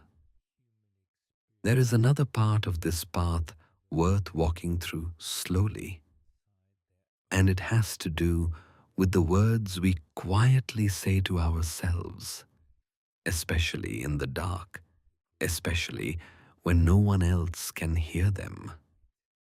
This old teaching speaks of a kind of right speech, words offered honestly, but also kindly, never sharper than they need to be. Most people hearing this think first of how they speak to others, but the words spoken silently inward, hour after hour, night after night, matter just as much and are very often far harsher than anything a person would ever say out loud to someone else. You may not notice this pattern easily because it has likely been running for so long. It feels less like a voice and more like simple truth. Come on, fall asleep already. What is wrong with you? You are going to be exhausted tomorrow, and it will be your own fault. These small, sharp sentences rarely announce themselves as unkind. They simply arrive again and again, as though repeating them enough times might finally force sleep to obey. But notice gently how they land in the body. Notice whether they soften anything at all or only tighten it further. Let us explore a story about this. A young apprentice learning calligraphy from an old master grew furious with himself every time his brushstroke wavered, muttering harshly under his breath, each time, useless, clumsy. Try again, as though scolding might steady his hand through sheer force of shame.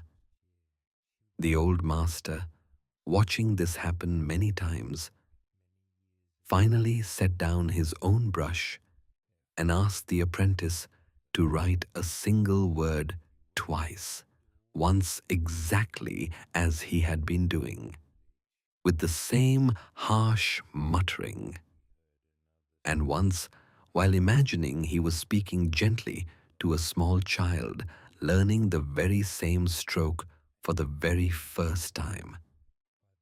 The apprentice tried both. The first stroke, made under his usual harsh inner voice, was tight, jagged, forced. The second, made while imagining a patient, encouraging voice guiding a beginner, was looser, steadier, truer to the shape he had actually intended. Your hand is the same hand in both, the master observed. Only the voice guiding it has changed. And yet, look at the difference it makes on the page. The apprentice never fully lost his habit of harsh self-talk, but he began slowly to notice it and to offer himself, at least sometimes, the same gentle patience he would have offered a struggling child. His strokes, over time, grew steadier, not because he had become more skilled, but because his hand was finally guided by a calmer voice. There is another small story that shows this same gentleness of speech from a quieter place. An old woman, recovering slowly from a long illness, grew frustrated each evening at how little strength she had regained, scolding herself silently each night for being so slow to heal, as though sheer irritation might speed her recovery along. Her daughter, visiting one evening, noticed her mother wincing after one such private scolding and asked gently what was wrong. "I am angry with myself for healing so slowly," the old woman admitted. "Would you ever speak that way to me if I were the one recovering?" her daughter asked. "Of course not," the old woman said, surprised by the question. "I would tell you that healing takes exactly as long as it takes, and that being hard on yourself has never once made a wound close faster." "Then perhaps," her daughter said gently, "you might try telling yourself the very same thing." The old woman sat with this for a long moment, and then, quietly, in the privacy of her own mind, she tried it, offering herself the same patient words she would have offered her own daughter. It did not heal her any faster, but the evenings became easier to bear, softened by a kindness she had always been willing to give away and had simply forgotten to keep any of for herself.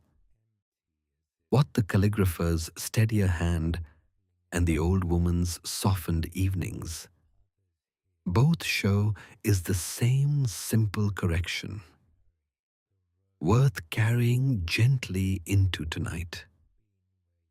The urgent, scolding voice that says, "Fall asleep already, what is wrong with you?"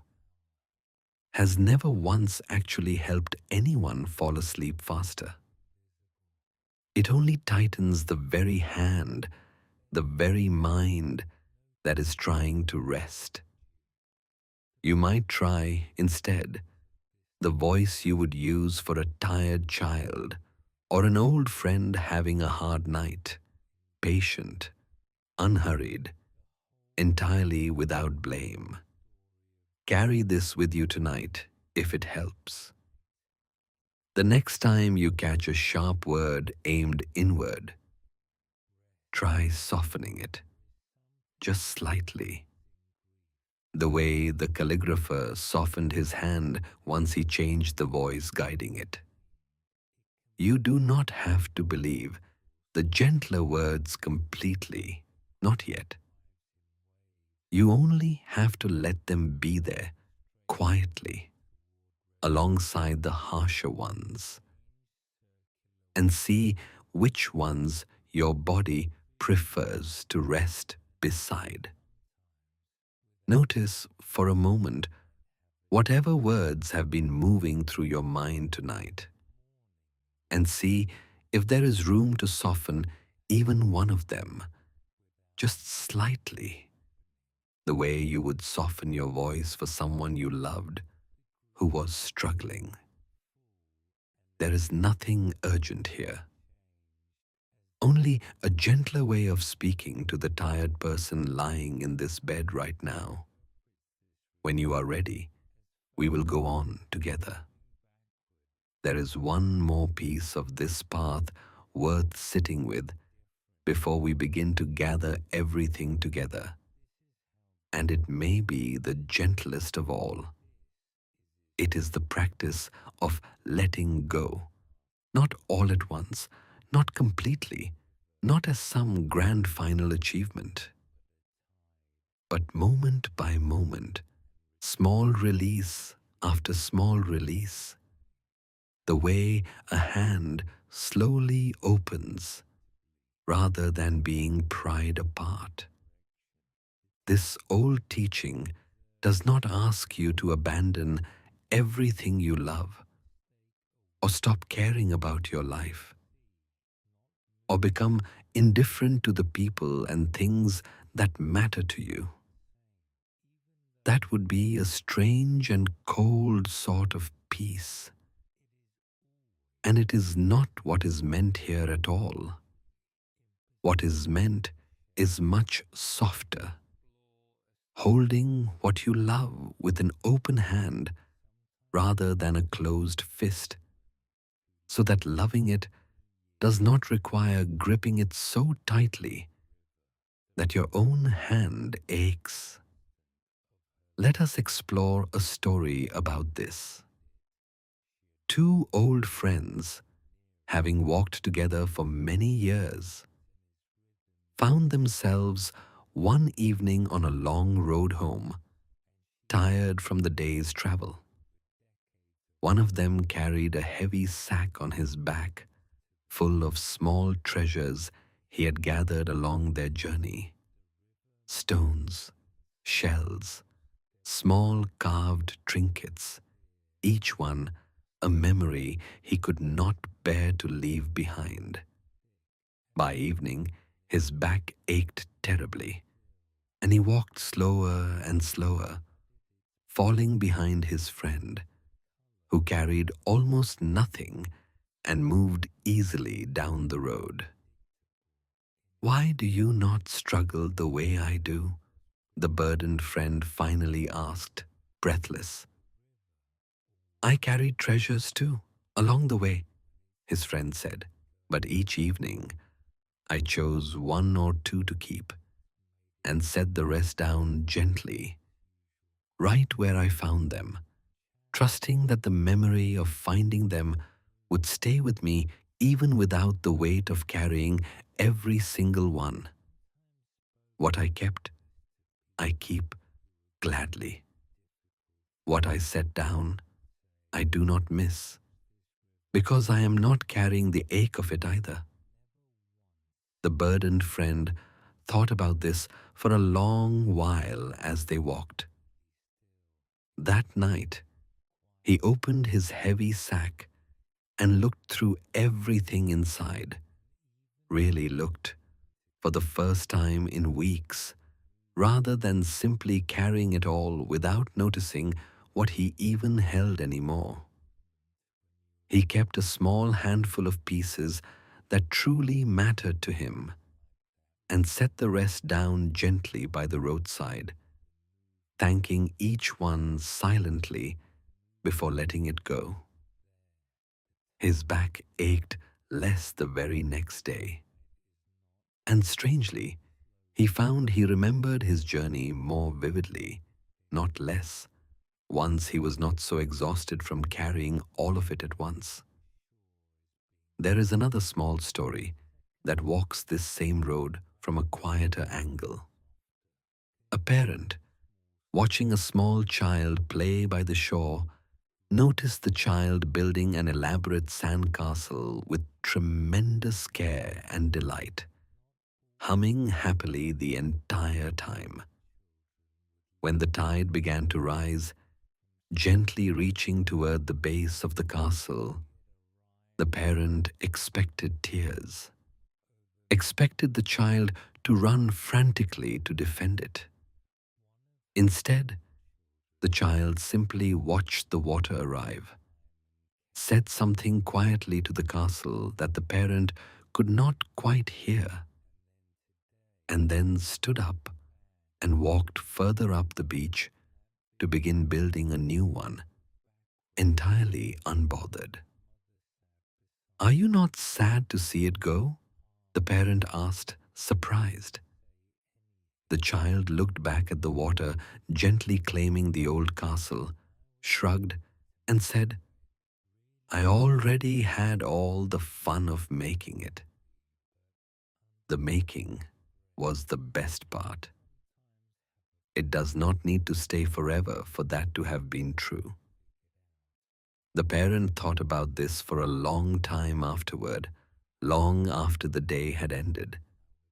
How easily the child had built something with full attention and full care.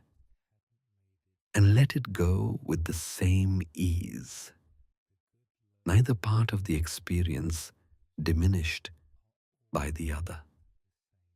Both the treasure-laden friend and the small child at the shore show the same gentle truth about letting go. It does not mean caring less. It does not mean the sandcastle was not worth building, or the small stones were not worth gathering along the way. It means holding what you have gathered, memories, worries, the events of today, even the wish for sleep itself, with an open hand rather than a clenched one, so that the holding itself does not become the heaviest thing you carry. Tonight, whatever you are carrying from the day, a conversation that did not go quite right, a task left unfinished, a small worry about tomorrow, you do not have to set it down forever. You do not have to forget it or pretend it did not matter. You can simply set it down for tonight, gently by the side of the road, the way the friend set down his extra stones, trusting it will still be there tomorrow if you need it again, and that you do not need to carry its full weight through the night in order to have honored it today. Let your hands soften now, wherever they are resting. If they are holding on to anything at all, the edge of a blanket, a pillow, tension in the fingers themselves, let that grip loosen, just slightly, the way the treasure sack finally loosened, the way the child's small hands let go of the sandcastle without any grief attached. Notice how much lighter the body feels, with even a small amount less gripped inside it. When you are ready, we will go on together, gathering now what we have walked through tonight. There is one final piece of this path worth resting in before we gather everything together, and it may be the one that matters most of all, quietly underneath every other piece. This old teaching speaks often of kindness extended outward, toward other people, toward every living thing.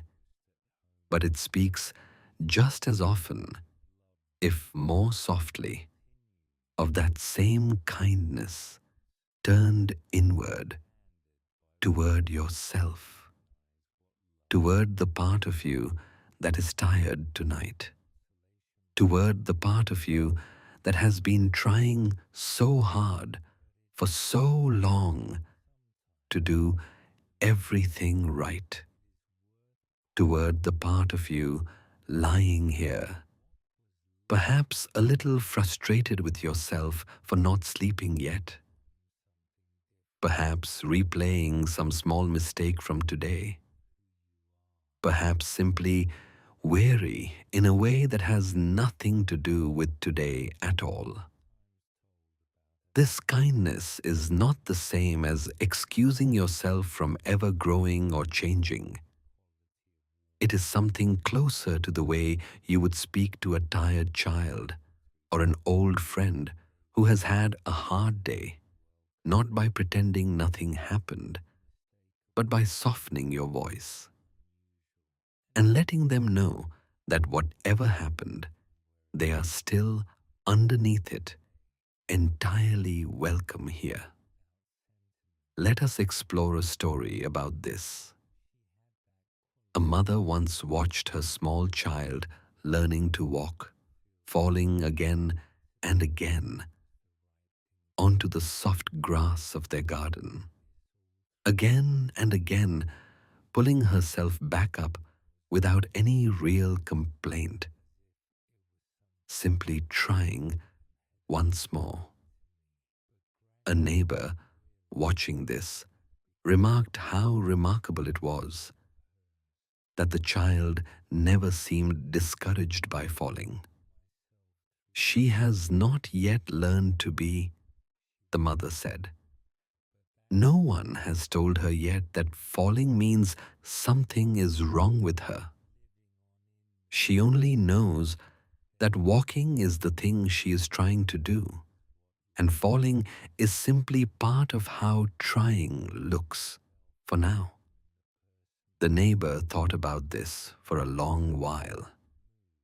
I wonder, she finally said, when we stop believing that about ourselves, that falling is simply part of trying rather than proof that something is wrong with us. The mother smiled, watching her daughter rise once more, wobble, and take 3 unsteady steps before sitting down again, delighted rather than defeated. I hope she remembers this feeling a long time, she said. I hope she remembers that falling never once stopped her from eventually walking. It was never the enemy of walking. It was the road itself. There is another small story that shows this same gentleness from an older place. An old craftsman near the end of his working life was going through a chest of his very first pieces. Crooked joints, uneven edges, the clumsy work of someone still learning. For years, he had kept this chest hidden, ashamed of how far his early work fell short of what his hands could do now. A young apprentice, finding the chest by accident, asked eagerly to see the pieces and admired them with genuine delight, running her fingers over the crooked joints as though they were treasures rather than failures. These are not very good, the old man said, embarrassed. They are the reason you know how to make the good ones, she said simply. Every joint you have ever made well stands on the shoulders of every joint you made badly first. Why would you be ashamed of the very thing that taught your hands everything they know? The old craftsman sat with this for a long time, turning one of his earliest, clumsiest pieces over in his hands. That evening, for the first time in many years, he did not put the chest back in hiding. He kept it near his workbench instead. A quiet reminder that every steady hand was once an unsteady one, and that the unsteadiness had never been a failure. It had only ever been the beginning. What the falling child and the crooked early joints both show is the same gentle truth, and it is one worth holding tonight especially. Whatever you feel you have gotten wrong today, a harsh word, a missed chance, a small failure that has been circling your mind since you turned out the light, none of it makes you someone who does not deserve rest. Falling was never the opposite of walking. It was always simply part of it. The unsteady, tired, imperfect person lying here right now is not a lesser version of who you are supposed to be. This is simply what a person looks like tonight, at the end of an ordinary day, and that is entirely, completely enough. Carry this with you tonight, if it helps. The same gentleness you would offer a stumbling child or a friend's clumsy early work, you might try offering to yourself just for tonight. Not because you have earned it through some perfect performance today, but simply because you are here. And being here, tired and imperfect, has never once required earning. Let your whole body soften now, the way a small child settles after a long day of falling and rising and falling again, finally allowed simply to rest, without a single thing left to prove. Notice any place you are still holding tension, perhaps in the space between your eyebrows, perhaps in your chest, and let it ease gently, the way you might smooth a hand over a child's furrowed brow. When you are ready, we will go on together, gathering now what we have walked through tonight.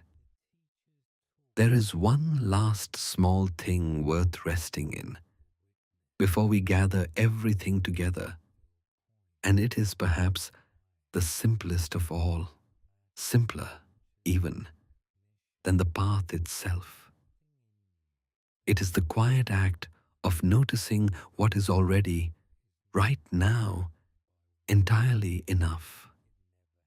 Not what is missing, not what tomorrow still needs from you. Only what is already quietly present. The breath that keeps arriving without being asked. The warmth of the blanket. The safety of this ordinary room. The simple, unremarkable fact of being alive at the end of another day. It is easy for the mind, especially at night, to travel constantly toward what is missing, the sleep that has not yet come, the tasks not yet finished, the ease that seems to belong to some easier night. This old teaching gently suggests that a great deal of the ache people carry comes not from any true lack, but from this constant traveling away from what is already here, in search of something that always seems to sit one step further off. Let us explore a story about this. A young man once heard of a great treasure said to be buried somewhere far away, beneath a distant tree in a distant land, and set out at once to find it, leaving behind his own small house, his own small garden, certain that only the far-off treasure could finally make his life feel complete. He traveled for years through many countries, asking everyone he met whether they knew of the tree, growing thinner and more weary with each passing season, never once finding it.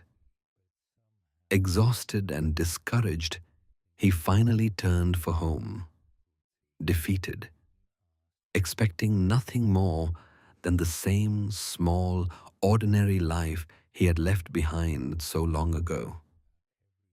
But an old traveler he met on the road home, hearing his story, asked him a simple question. What did the tree in your vision look like? He described it carefully, its particular shape, the particular bend of its lowest branch, the particular color of the earth beneath it. The old traveler grew very still. That sounds, he said slowly, exactly like the tree in your own garden, the one you told me you left behind years ago. The young man returned home at last and found beneath the very tree in his own small garden, the very earth he had walked past 1,000 times without ever once looking closely, a small buried chest, exactly as his vision had described. He had traveled the whole world searching for something that had been waiting the entire time, exactly where he started. There is another small story that shows this same nearness from a quieter table. An old woman, visited one evening by a wealthy guest who admired her simple home, remarked with some pity how little she seemed to have. The old woman only smiled and poured him a cup of tea from a small, plain pot. "I have exactly enough," she said. "A roof that holds off the rain, a fire that warms this room, a cup that is never truly empty for long. I have spent my whole life discovering that enough was always smaller and closer than I once believed it needed to be." The guest, returning to his own large house that evening, found himself thinking of her small, warm room long after his own grand one had gone quiet and dark around him. What the buried treasure and the old woman's simple cup both show is the same gentle turning, worth resting in tonight. You do not have to travel anywhere else, in your mind or otherwise, to find what you need for this moment. It is already here, the way the treasure was already there beneath the young man's own tree, the way enough was already sitting in the old woman's small plain cup. The breath you are breathing right now is enough. The warmth of this bed is enough. The simple, ordinary fact that you made it through today, however messily, however imperfectly, is enough. Carry this with you tonight, if it helps. Rather than reaching for what the night has not yet given you, you might simply notice, gently, what it already has.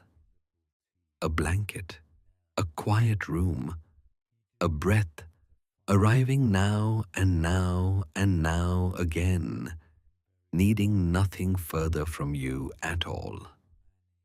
Let this noticing settle into your body for a moment, warm and unhurried, the way tea settles warmth into cold hands. There is nothing further to search for tonight. Everything you need for this particular moment is already, quietly, here. When you are ready, we will go on together, gathering now what we have walked through tonight. There is something quietly worth noticing about this particular hour of the night, something that can make the whole business of lying here feel less like waiting and more like arriving. Every day, however it unfolded, however many small frictions it carried, has now reached its own natural end. There is nothing left in it to finish. This moment, right now, is not a pause in the middle of something unresolved. It is a homecoming, the same small, ordinary homecoming that happens at the close of every single day a person has ever lived. Let us explore a story about this. A merchant, returning home each evening after a long day at the market, used to walk the last stretch of road still turning over the day's business in his mind. A sale that went well, a customer who had haggled too hard, a worry about tomorrow's stock. One evening, an old neighbor walking the same road asked him why he always looked so far away, even as he was so close to his own front door. "I suppose I am still at the market in my mind," he admitted, "even though my feet have already brought me home." The neighbor smiled. "My grandfather used to say that a person crosses their threshold twice," she said, "once with the feet and once with the mind. And the two do not always arrive together. Perhaps tonight, try crossing with both at once and see how much sooner you feel truly home." The merchant tried this the very next evening, deliberately noticing right at his own doorway that the market day was finished, and letting his mind cross the threshold alongside his feet. He found, to his surprise, that his evenings grew far more peaceful once he was actually fully present for them, rather than half arrived, still standing invisibly among his own stalls. There is another small story that shows this same homecoming from a quieter sky. Each evening, at almost exactly the same hour, a small bird returned to the very same branch in the very same tree, folding its wings and settling for the night. A child, watching this happen evening after evening, asked her grandfather why the bird never seemed anxious about where it would rest. "Because it is not looking for a new place each night," the grandfather said. "It is only returning to the one it already knows. Coming home, when you have done it enough times, stops requiring any searching at all. It only requires arriving." The child thought about this for a long time, watching the small bird settle more deeply into its branch as the light faded around it, entirely unhurried, entirely certain of its welcome there. What the merchant's doorway and the small bird's branch both show is the same quiet homecoming worth resting in tonight. You do not have to keep standing in your mind, back in the middle of today's unfinished business. The day is over. Your feet have already brought you here, to this bed, to this quiet room.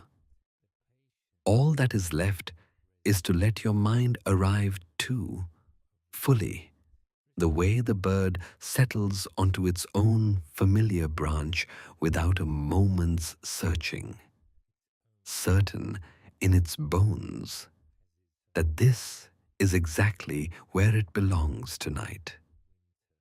Carry this with you tonight, if it helps.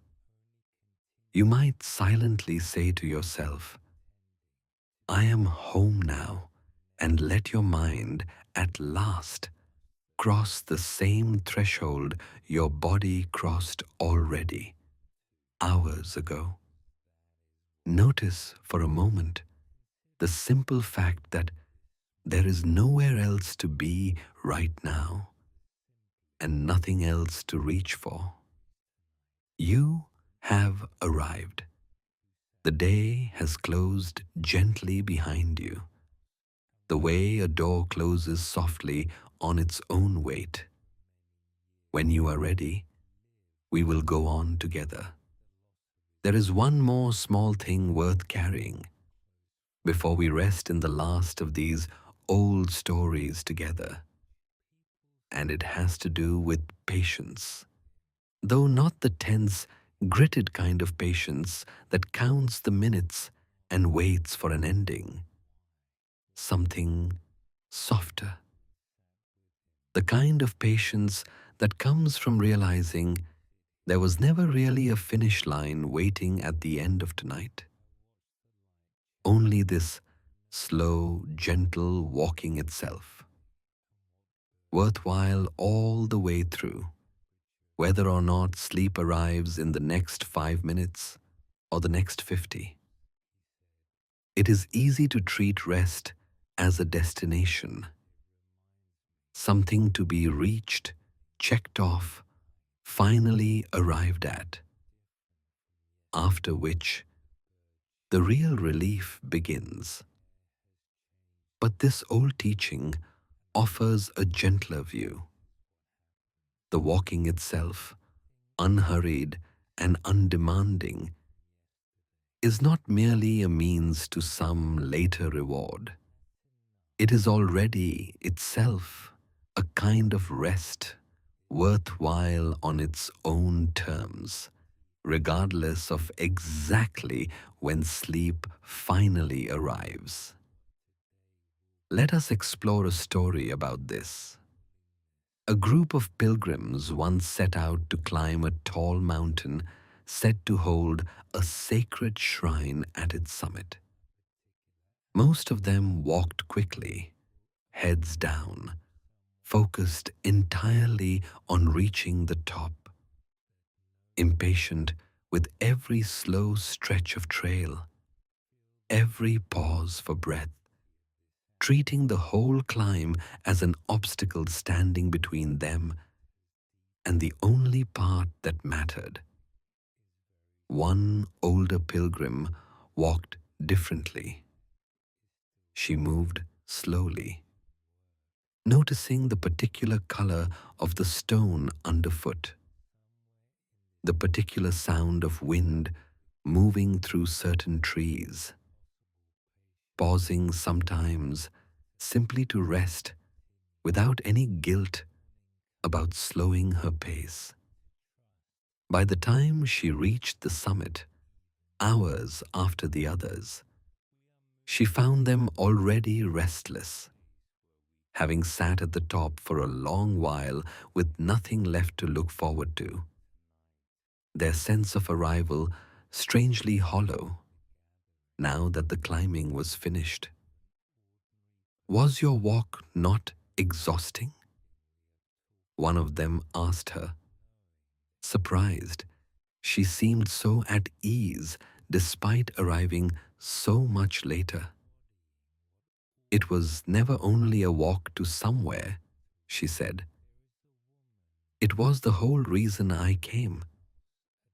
The summit is lovely, but I have already had my journey, the whole way up, and no one can take that back from me now, whether I arrived first or last.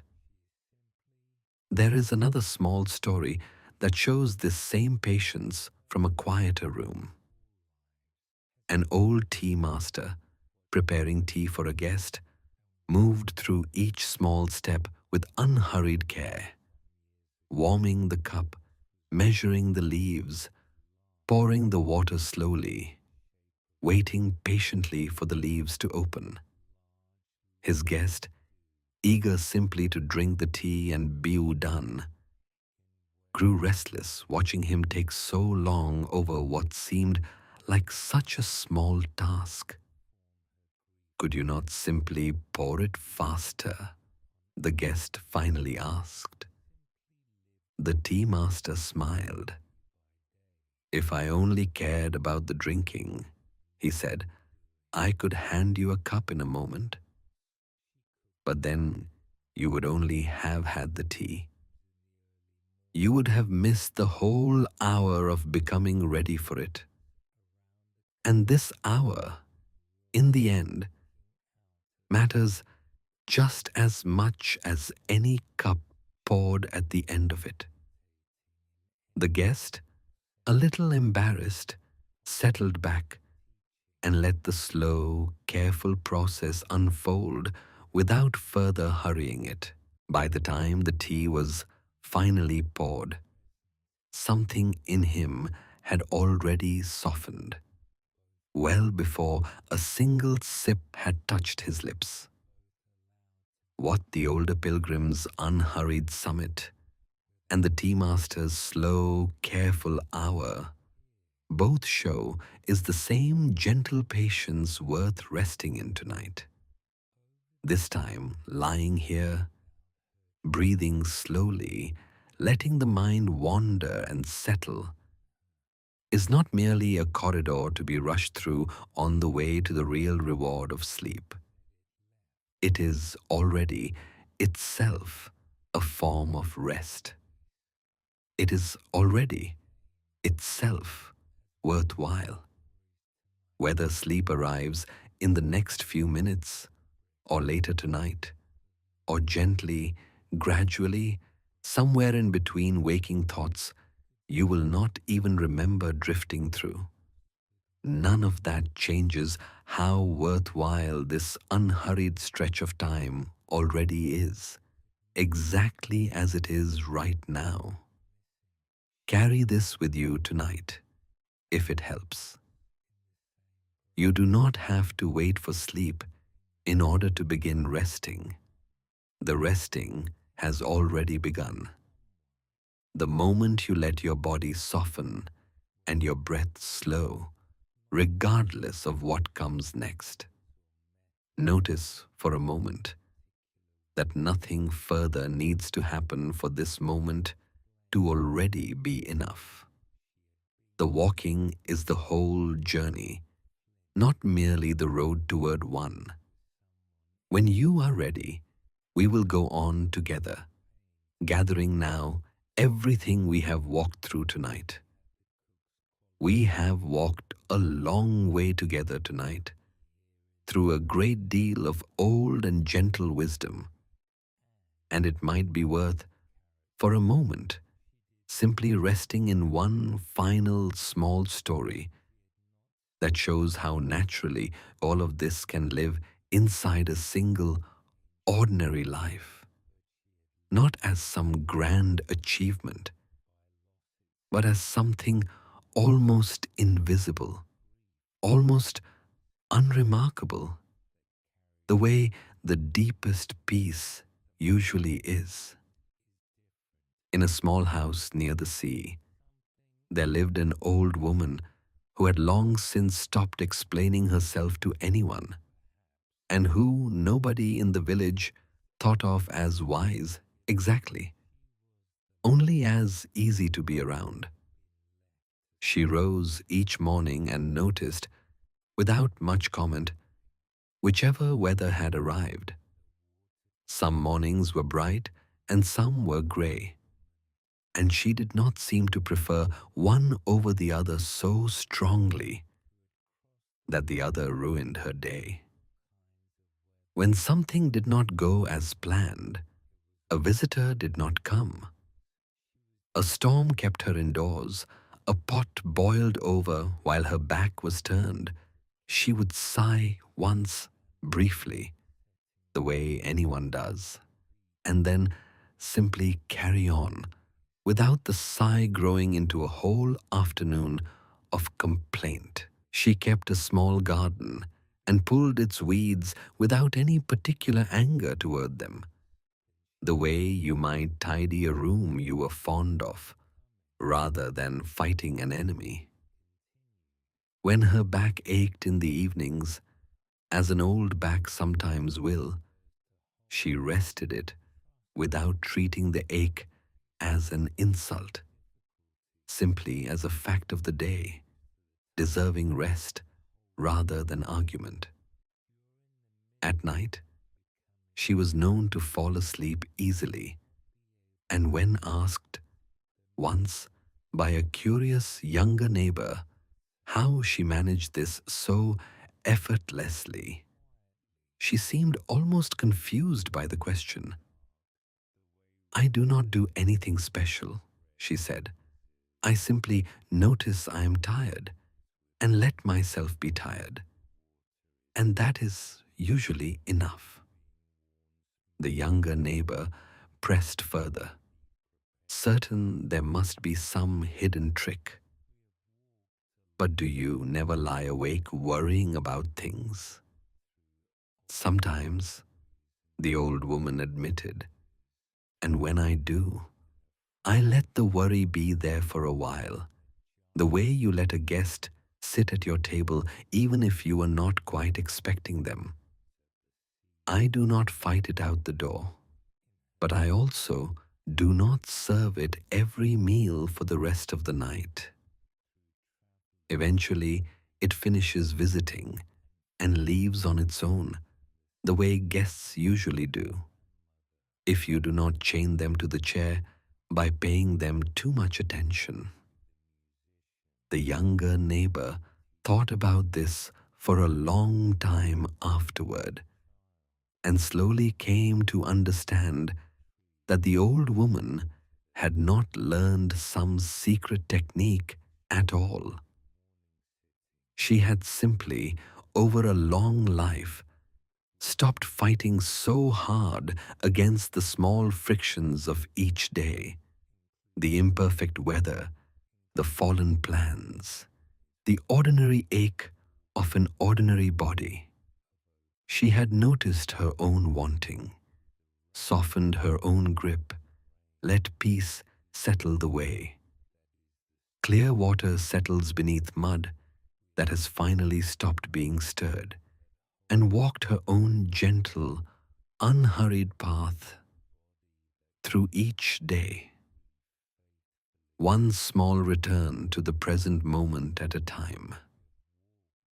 This is really all that four old truths were ever trying to say. That the friction is here. And that is all right.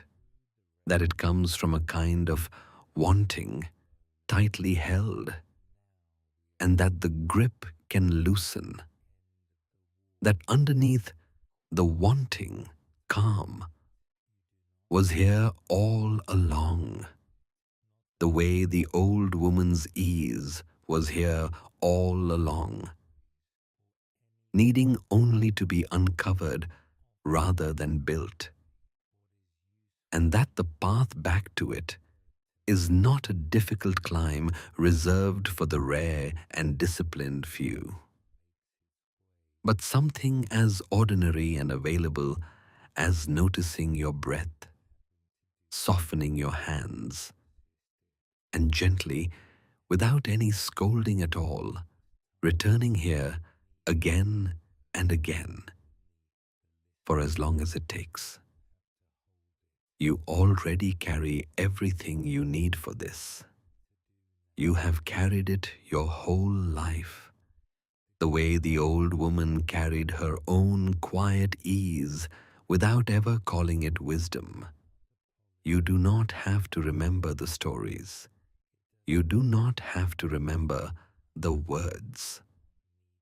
All of it has already settled into you tonight, quietly, the way the mud settles at the bottom of a pond that has simply been left alone. If you find in the coming days that you remember only a little of what we walked through tonight, that is entirely all right. Perhaps only a faint image will stay with you.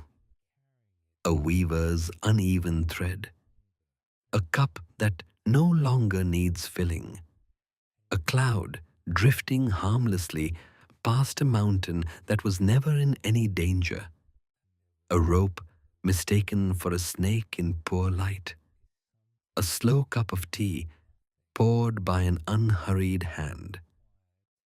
You do not have to hold on to any of it deliberately. These small pictures have a way of settling quietly into the body even when the mind has long since let go of the details. The way a tune can stay with you long after you have forgotten the words that once went with it. And if even the images fade by morning, that too is all right. What matters was never the remembering. It was only the resting itself, happening now, in this quiet room, in this tired and patient body, whether or not a single word of it is ever recalled again. So let it be enough now simply to rest. There is nothing further to understand tonight, nothing further to solve, nothing further to hold on to, and nothing further that needs pushing away. The day is finished. It has already become the past, and the past asks nothing more of you than to be gently released. Feel the whole weight of your body now, given fully over to the bed beneath you. Feel your breath, unhurried, needing no direction from you at all, moving in its own quiet rhythm, the way it has every single night of your life, without you ever once having to manage it by force. Let your hands rest open. Let your jaw rest loose. Let your mind wander wherever it wishes, without any chasing, without any correcting, simply drifting, the way clouds drift across a sky that never asks them to hurry. You do not have to hold on to any of this, not the images, not the small stories, not even these words themselves. Let them go now, gently, the way the old woman let her guests leave the table in their own time. They have already done what they came to do. Whatever peace was waiting quietly underneath the noise of today is still there, still yours, still exactly as close as it has always been. There is nowhere else you need to be tonight. There is nothing else you need to do. Only this, the soft dark, the slow breath, the settling weight of a tired and well-loved body finally allowed to rest. If a worry returns once more before sleep finally arrives, let it come and go the way everything else has come and gone tonight. A cloud passing a mountain that was never in danger. A guest who will, in time, let themselves out. You do not have to answer it. You do not have to solve it. You only have to let it be here for a moment, softly, without a fight, the way you have been letting everything else be here tonight. Feel one more time the simple fact of your own breathing, in, unhurried, and out, a little longer, a little slower, the way it has moved all through this quiet hour, without ever once needing your help. There is nothing left to carry forward from today. There is nothing yet to prepare for tomorrow. There is only this single, ordinary moment, and then the next one. Each one asking nothing more of you than to be gently, patiently here. Let your eyes rest closed, however they already are. Let the room hold you the way it has been holding you this whole time, quietly, without asking anything back. Whatever peace was waiting underneath tonight's small restlessness is here now, close enough to touch, close enough that you do not even have to reach for it anymore. You have done everything there was to do.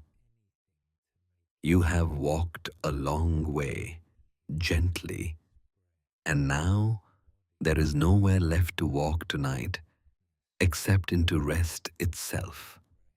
Sleep well.